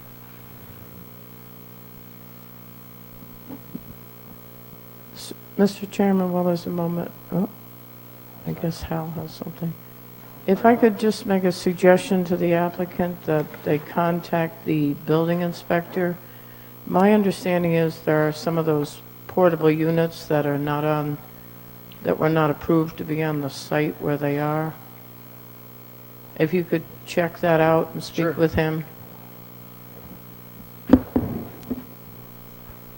Yeah. Could you convince me that all the traffic is within the property and the 20-foot setbacks? I'm looking, you're adding more through the back here, which implies more traffic, and I know there's not that much, but when somebody's unloading in front here and somebody decides to go around the other way, are they going to cut back down around the lower way? Right, so this is two-way traffic around here. This is all two-way traffic. So as far as, I'm not sure what you're asking, as far as, I'm asking you to show me all the way around where there's two-way traffic, All that right. it's within, or that it's inside the 20-foot setback all the way around. Because it doesn't look like it is to me. this is existing up front here, and then we come around here. Right there, right back through there. Yeah. When I look at it, it looks to me like the road gets pretty close to the setback and actually goes through the setback. Am I wrong on that?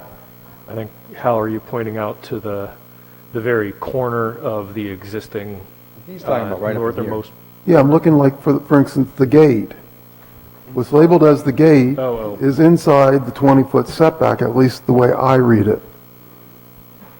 Now, maybe I'm wrong, maybe I don't understand, but what I would like to see clearly is all the roads within the boundaries and not overreaching the 20-foot setbacks. Okay. And I'm not convinced on that. Is that a pavement setback? Yeah. From the sideline? Okay. Well, I'll certainly take a look at that. I mean, this is, like I said, this is existing, and where we tie into it, we can certainly look at shifting that over a little bit to get it off the setback. Yeah, I hate to be nitpicky about it, but you're increasing the traffic. I don't want, the situation worse. You gotta albeit maybe it's not a heavily used road or maybe not used at all, but I don't want people confusing the road with the property's road and all that kind of stuff. Sure. So I'd just like it to be real clear, and it's not clear to me at this point that it is, because it looks to me like it's including some of the, gravel and construction exit and stuff goes over the setback. All right. And I asked that in particular because it looks like those buildings are very close to the setback themselves, which I believe makes it then difficult to get, if you look on page 3 of 10, it looks to me like the buildings go to the 20-foot setback, so it's kind of inconceivable to me that there's also room for a road there. But again, I might be missing something. So where are you referring now? Look on page 3. Page 3 is existing conditions. Why don't you look at page 2? Page 2 is the site plan. Are you moving those buildings? No, but they're existing. Okay, so you're saying that you're going to run the road? That is the trailer. Here, that's the residence. The residence is going to be removed. Oh, okay. Okay, so 3 is existing? Yes. And then on sheet 2, again, they have the trailer, and I'm guessing TBR is to be removed.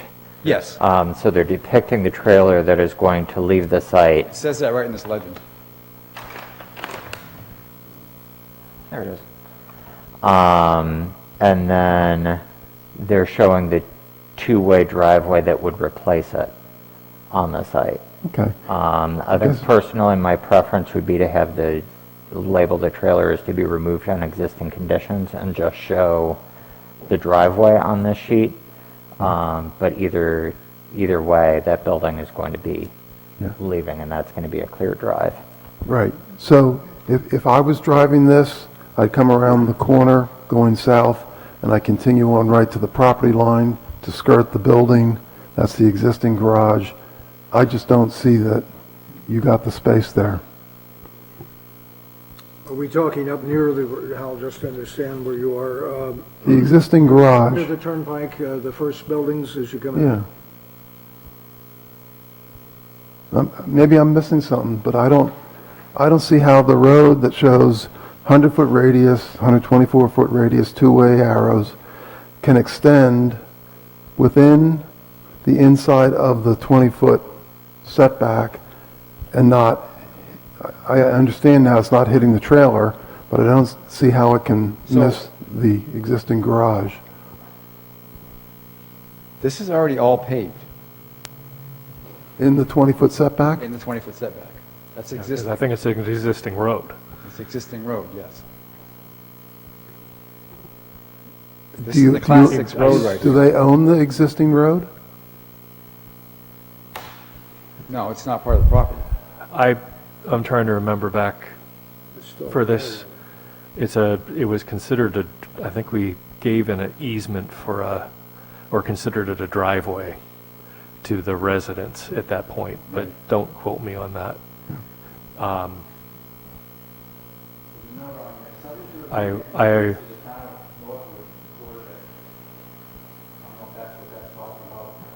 I also believe that the traffic pattern for what is there was essentially in anti-clockwise traffic flow, that they came in along essentially they went around the existing building to the south of the existing building or the bottom of the plan through the site and then out at the top of the plan. So it was a one lane only, but I'm going by memory from a while ago. Yeah, I'd Mr. just Chair, like Linda to has see some- clearly what the traffic flow is, whose property it's on, and how it compares to the setbacks. I think how we could clarify this by saying, or by requesting of the applicant to show on the plan the driveway. Yeah, I'd like to For see the the whole road, site. I'd like to understand that, yeah. That's what I'm saying. Yeah. The My understanding is that you have to cross the Class 6 road to get to the property. Correct. And that's why there was an agreement and release. Right. And that may be an issue that needs to be looked at as far as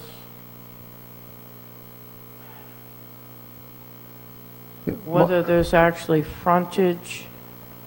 Is there part of the driveway that leads into it has to go through the Class 6 road? Correct. Yes, Yeah.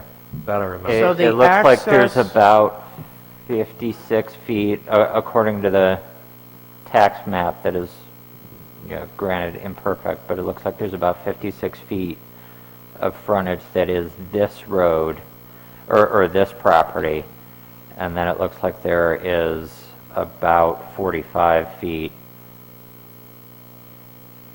of frontage that is covered by the road. But my understanding is that their access is across the Class 6, which would mean that Yes.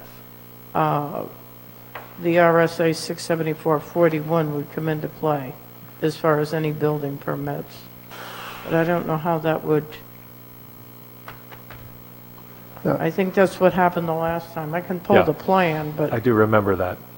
Is that I 'cause think we they s- had to get zoning board approval in order to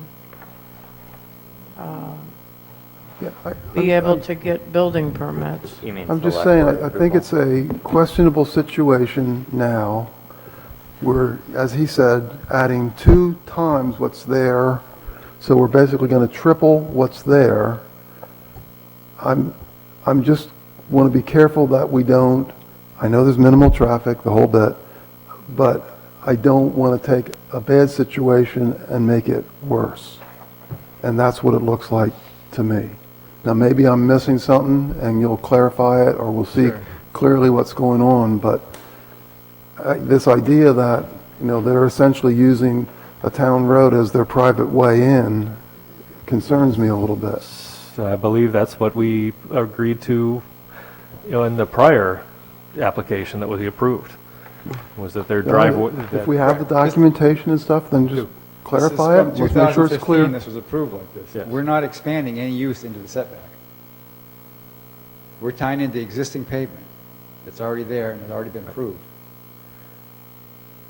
But you're tying into existing pavement with additional traffic. And so I consider, when you make additional traffic, I consider what it's connecting to as part of my consideration. Sure. So I understand what you're saying. I just like it to be very clear what the situation is, and I'd like to understand it. Okay. I'm not saying I'm going to disagree, but I don't want to go in blind. I mean, if others say, nope, move ahead, that's fine. But I personally, I don't see it, I don't understand it, and I'd like the clarification. And nobody has the documentation here tonight. Okay, so a couple of things, Linda. What was the RSA you just quoted? 674, Start again? 674:41. Okay, and so we would like to see the 2 recordings on here. One dated June 25th, 1985, and the other July 26th, 2016. The board would like to see those before we come back on this issue. Any other questions of the applicant? Bob? On the, I guess, the north side of the existing buildings, in the corner of the shorter one of the 4 with ash, it looks like your snow storage is impinging on your driveway. It's on the edges. It's on the edges. Yep. When you put if you Oh, over Yeah. here, so that's again on the edge of the existing driveway. on the bottom of that.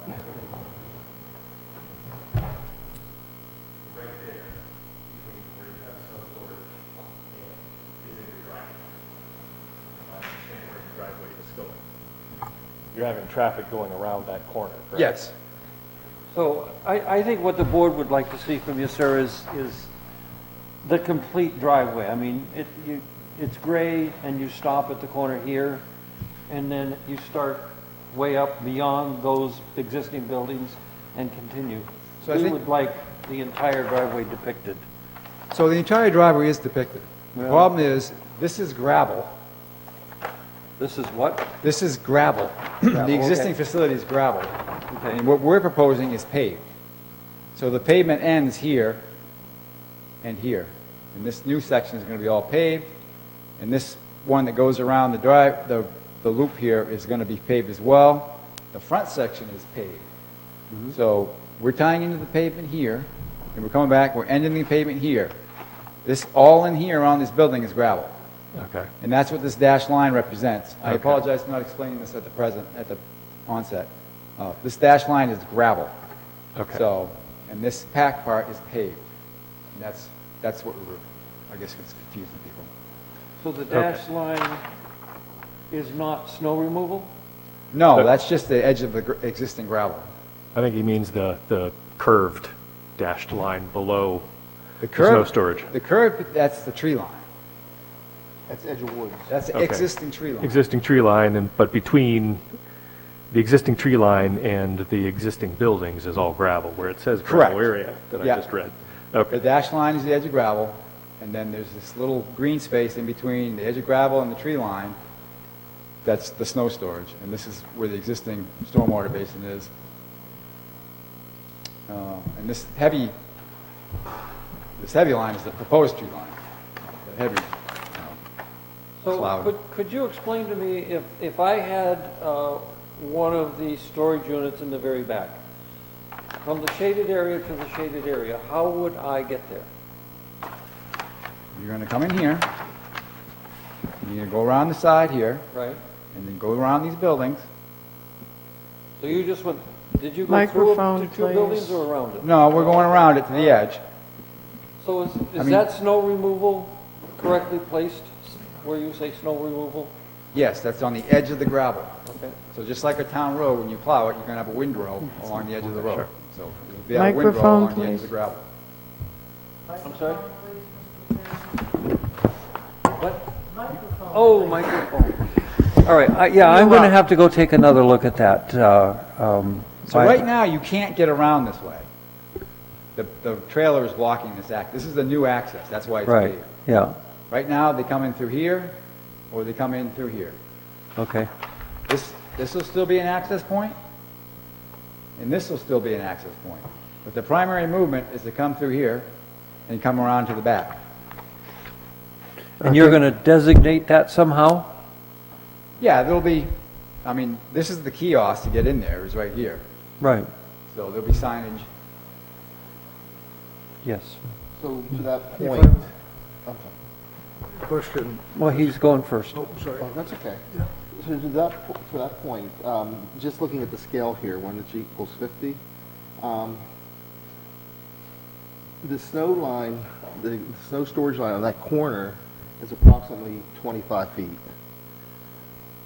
On that smaller building, according to your scale, from that corner out to the snow storage line is 25 feet. The road coming around there's going to be 20, how wide is it? The proposed road is 24. All right, but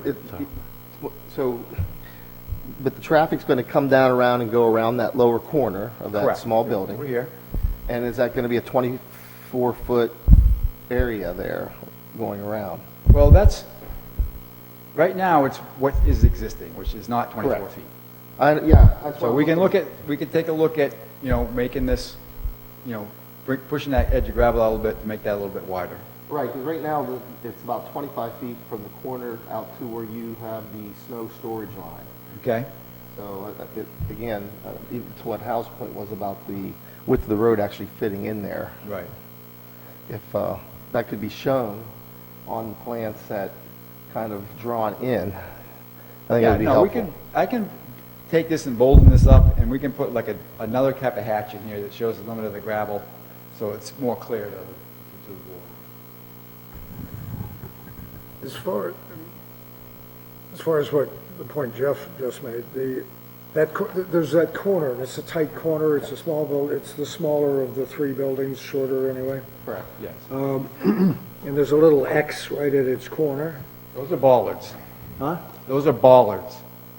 They put a bollard at the corner, so when you come by with a truck, you don't No, flip the great building. idea, no, and particularly in that corner. But I see it as tight. Now, that could be altered and corrected, and I also, according to the contours, it's dropping off there, so snow storage is potentially effective because you're pushing off into a lower, I don't know what it is, what are the contours there, 2 foot per interval or 5? I'm not sure. But it's a lower, next to that gravel area, but which would be paved, it is dropping off. So I see that as a plus. Right. I mean, because you're pushing snow off all along there into a lower area, which then goes into the wetlands. Well, no, this is all getting captured. The swale is not really distinct through here, but it's definitely distinct from here to get to the stormwater basin. But We it could is- definitely take a look at that and tighten that up. It is tight on that corner, I'm saying, and you're estimating it's, what did I just hear? 24 20? feet. No, how many feet? 24. 18? This 24. corner, this, in here, I'm saying it's probably around 20. And Well, it's 20 with no snow. Well, conceivably, the snow is going to be pushed off to the side. Well, you're showing us the snow removal, snow storage, as taken up, if that's 20, snow storage has taken up 9 of the 20. No, the snow storage is outside the 20. We're getting confused with where the snow Yeah, storage is. you're right. I agree with that Well, statement. I agree with you, Tim, but it is down slope, so the snow will be in effect, that's the best way to push snow when you have it, is to push it off. Yeah, off they're somewhere. going to Instead of sweep through here and push it to Instead the of a mountain, edge. you get a whatever, Yes, less. yes, please. can I come up here for a second? Sure. I guess. I understand this is the edge of the. I understand this is the edge of the gravel here, all right, as designated. Again, you're talking about two-way traffic now coming around this way and making its way in. So to do that, you were talking a 24-foot wide road, which the distance from here out to the snow line is about 25 feet. So I guess that's where my hang-up is, as well as with some of the other comments about how this road actually fits around this corner. No, it's understandable. I understand what you're asking. We can certainly do a better job of delineating this edge of the gravel and push it out a little bit and delineating the edges where the snow storage is going to be.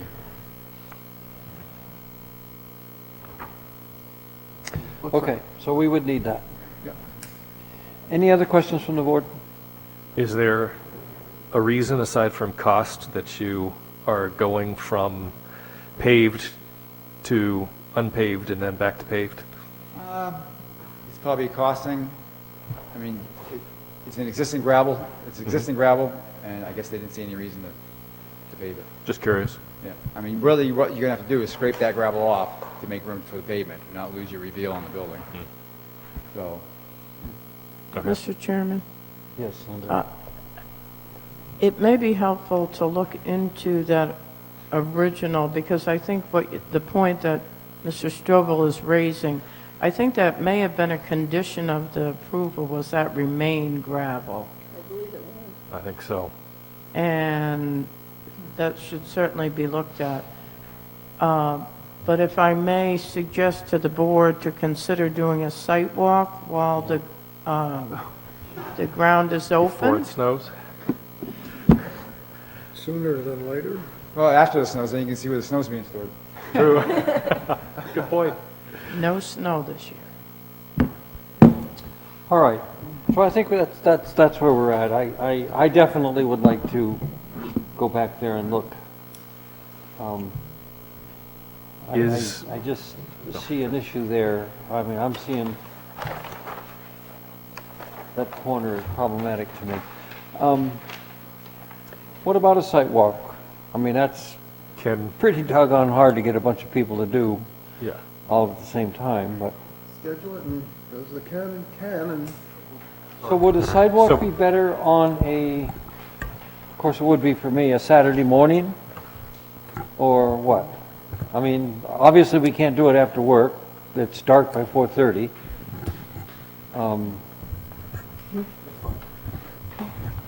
To do it in the dark?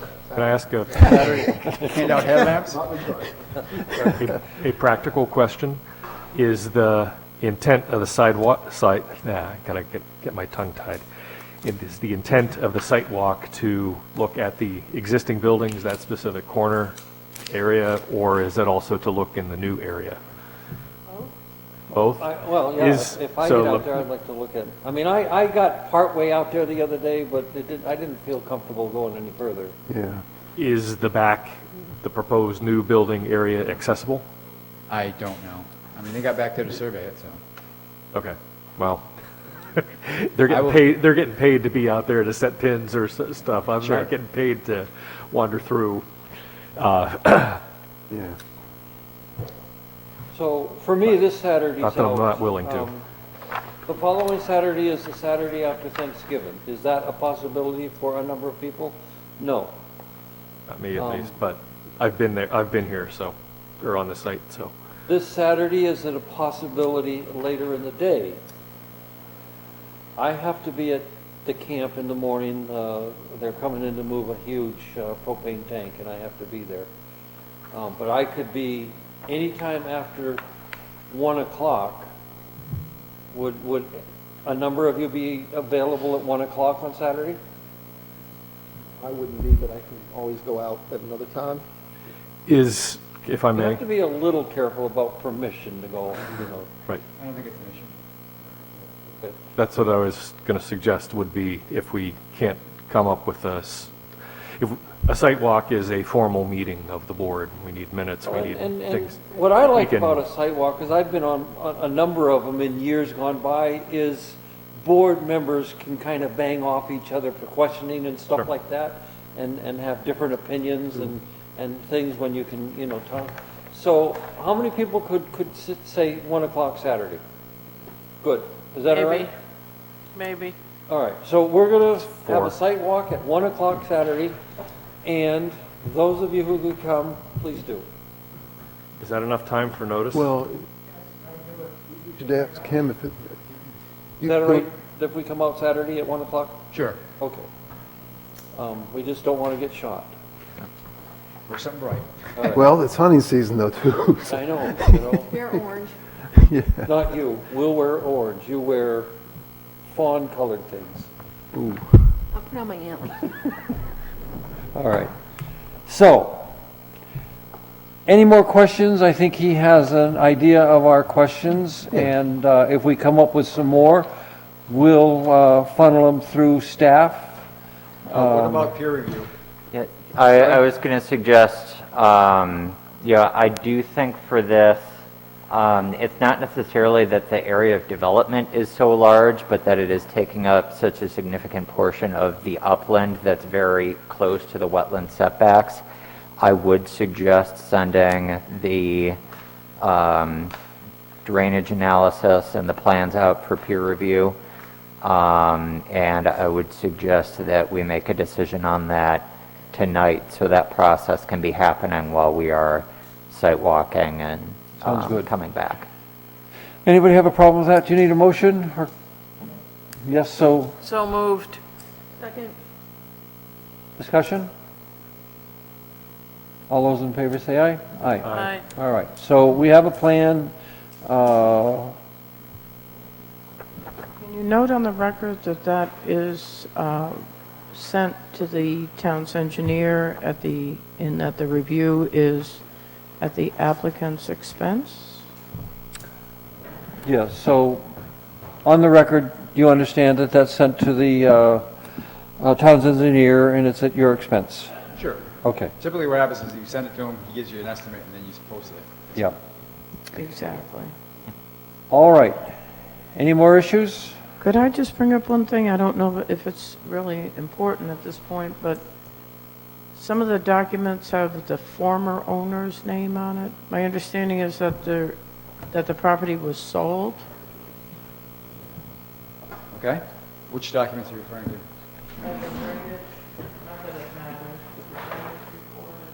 Okay. Good. It looks like this. You can certainly take care of that. Okay, so let's see, on no impact. So if you haven't read James's review, you probably should before our next meeting. The board should consider whether either a performance bond for completion of required storm water improvements or reclamation, and we can wait and see what comes back from the engineers to restore the site to a safe and natural state are warranted. He's looking for waivers, forego submission of a traffic study. I think that was the only one, right? Yes. Yep. So what time frame do you think this time of year are we going to need for the peer review, et cetera? 2-week turnaround usually isn't possible in the best of times. 2 weeks, is that what you said? 2 weeks usually isn't possible Okay. even without holidays. Okay, so, that's good, because I'm really kind of hoping that we don't have to have that meeting in December, near Christmas, but we'll see. So I would say, is everybody agreeable to putting this off to the first meeting in January? That's within the 65-day clock. What? That's within the 65-day clock. Yeah. We That can't was get at it, the we second. can't get it early enough for the first meeting in December, Right. and then this, You could, but you won't have the peer review back. yeah, okay. We could put it the second week of December. I don't know, from your standpoint, is there a big rush? I mean, are you going to probably do this in the spring anyway? I prefer to have everything done before coming back. I don't want to come back. Oh, I We're see. going to still have stuff out Oh, there. but we really enjoy you. Me as So well. I'd say at least the first, if not the second in January. So Everything timed. Make sure everything's ready, yeah. those dates in January again are January 13th for the workshop and the 27th for the regular meeting. Would one or the other of those be better for you, sir? I prefer the 13th. Okay. Could I get a motion that we continue this to the 13th of January? So moved. Can I request that the motion be to continue this to November 20th at 1 PM for a site walk and the hearing to January 13th at 6:30 for the meeting? So moved. Second? So we have a motion and a second. Any questions? Any discussion, I'm sorry. It was never open to the public? Um, I don't know what this gentleman... We don't have any public. Okay. Just want to make sure. Mike, you've been All right, demoted. so I should open up to the public, and does anybody, Mike, do you want to say something? No. The last chance. All right. Sorry. That's good. So where are we at? Did we vote? No. All those in favor say aye. Aye. Aye. All right, so we have a site walk Monday at 1 o'clock. You coming? Saturday. Saturday. Saturday. Monday would be better. That's to be determined. Do I need to be there? No. No. Let me check with the powers that As be. long as there's somebody knows that we're coming. Yeah. I Not mean, surprised. I imagine Bill Smith won't even be around on Saturday. He's the mechanic. Right. So, is anybody in that I may or may trailer not now? be. We'll see. I'm sorry? Is anybody in that trailer now? That I don't know. Okay. So it would be nice if there is, if you let them know that you might have a small crowd coming through. Okay. I will. Right. Just in case. Is there restrictions on parking I in would place say to? just park in the back. Okay. Yeah, 'cause they're a UPS pickup spot now, so don't want to block that. No, I don't want to block the All right. trailer. 1 o'clock Saturday. Anything else? Where's my agenda? Any staff issues? So we have a few items of internal business. quick and easy one, I reached out to New Hampshire Municipal Association about the CIP process. The board wanted me to check whether a committee, as Bob Stack describes it, that includes a select board member, a budget committee member, et cetera, whether that could be a subcommittee of the planning board, which would still give you the authority to approve the final CIP. And their response was that, yes, that is something that you could easily do. Okay. So what I would suggest for a next step is that, if we're going to codify that membership of ex officios from other boards, that we draw up something for the planning board's rules and rules of procedure, stating how that committee will be made up. Good. Allowing those other committees to recommend their own members to you, and then you will formally appoint the committee and any of the members at large. The other thing that I want to make sure that we have in that is a general idea of the timeline that committee would be operating on. So setting out some expectation of when you, the planning board, would expect them to be done and presenting their CIP back to And you. I think that's a good idea, James. Could somebody reach out to the select board and have them just agree with us on a timeline? Just have them talk about it for like 10 seconds Can I and, designate that to Linda? yeah. Just so that we're all on the same wavelength. And you can put right in the rules or whatever you're going to do that Bob is our designee for the next 32 and a half years, so. Thank you. Yeah, and so I think the only other thing I would be looking for then is that something you just want me to go ahead and draw something up for your comment would. for the next meeting or two? Yes, Okay. please. I will- Anybody disagree? No. It's easier to have something in front of you. Yep. Okay, I will go ahead and start working on that. And then I think Linda has a voluntary merger. Oh, I'd ask you to take that and hand it to the chairman. Do that and sign only on the bottom after you have that. This is, I don't have to read it to everybody. Well, yeah, just read what it is. The town of Northwood gives Tim Jandeber $90,000, no.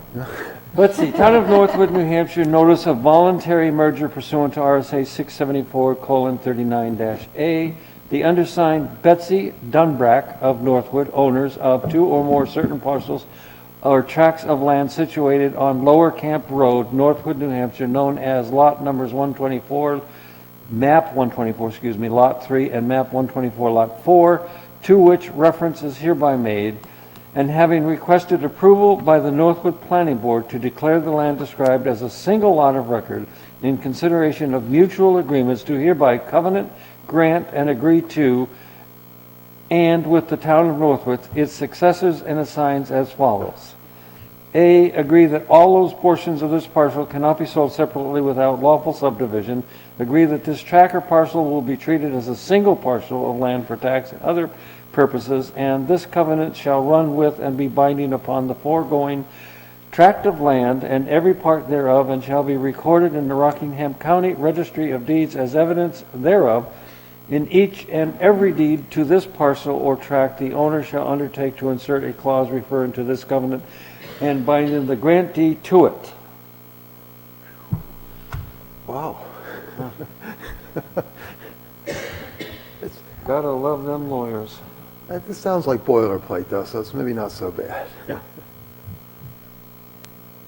the glue that holds the lot together.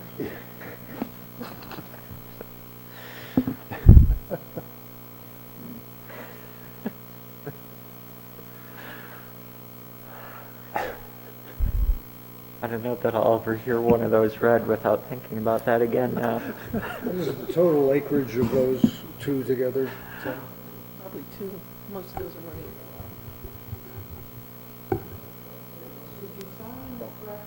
Nope. Then you'll have to come in someday and sign again, because No, industry I always doesn't do accept that. whiteout. I signed it twice. Anybody gonna be here tomorrow? No? Tomorrow's Friday. What time, and I'll come in and sign one?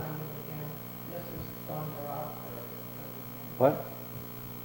The lady that signed it will have to Oh. mail her a copy. Well, he can row across Lucas Pond and get her to sign it. Yeah. He can row across, he's at the camp, he can row across the pond and get her to sign it. If you come in and sign the bottom, we'll send it to her and have her sign it with it. All right, whatever. It should have had Little sticker. a little sticker. Yeah. Old farts need little stickers. Mr. Chair, What that's time a- are you gonna be here, Linda? Let's say 9:30. Okay. Mr. Chair, I think that's a rite of passage. What? I think that's a rite of Oh, is passage. it? Screwing I up think the I did first- that the first time. If I'll you, learn. if you want to wait 5 minutes, I can print it out so Do you it. don't have to make I'll a wait. trip. That would And even be then- better. Okay, so I think we're all set. One, One one more thing. The zoning amendments are still out for legal review. They have not come back, but we would like to hold the first public hearing on that amendment on December 9th if possible. And we would need a motion from the board to post them for the public hearing. December 9th is our first meeting. Yes, so we're doing it at the same time. Yep, We'll do it especially if you're planning to cancel or hoping to cancel the December 30th meeting. So a motion for a public hearing on So moved. Second. December 9th. Second. Okay, and we have a second. Any discussion? Everybody kept up with the information from James that came through us, for us? All right, all those in favor say aye. Aye. One more? Motion to adjourn. All those in favor say aye. Aye. Thank you all. All those opposed, you can sit here by yourselves. Yeah, there you go. Well, I'm gonna sit and wait for Linda to pay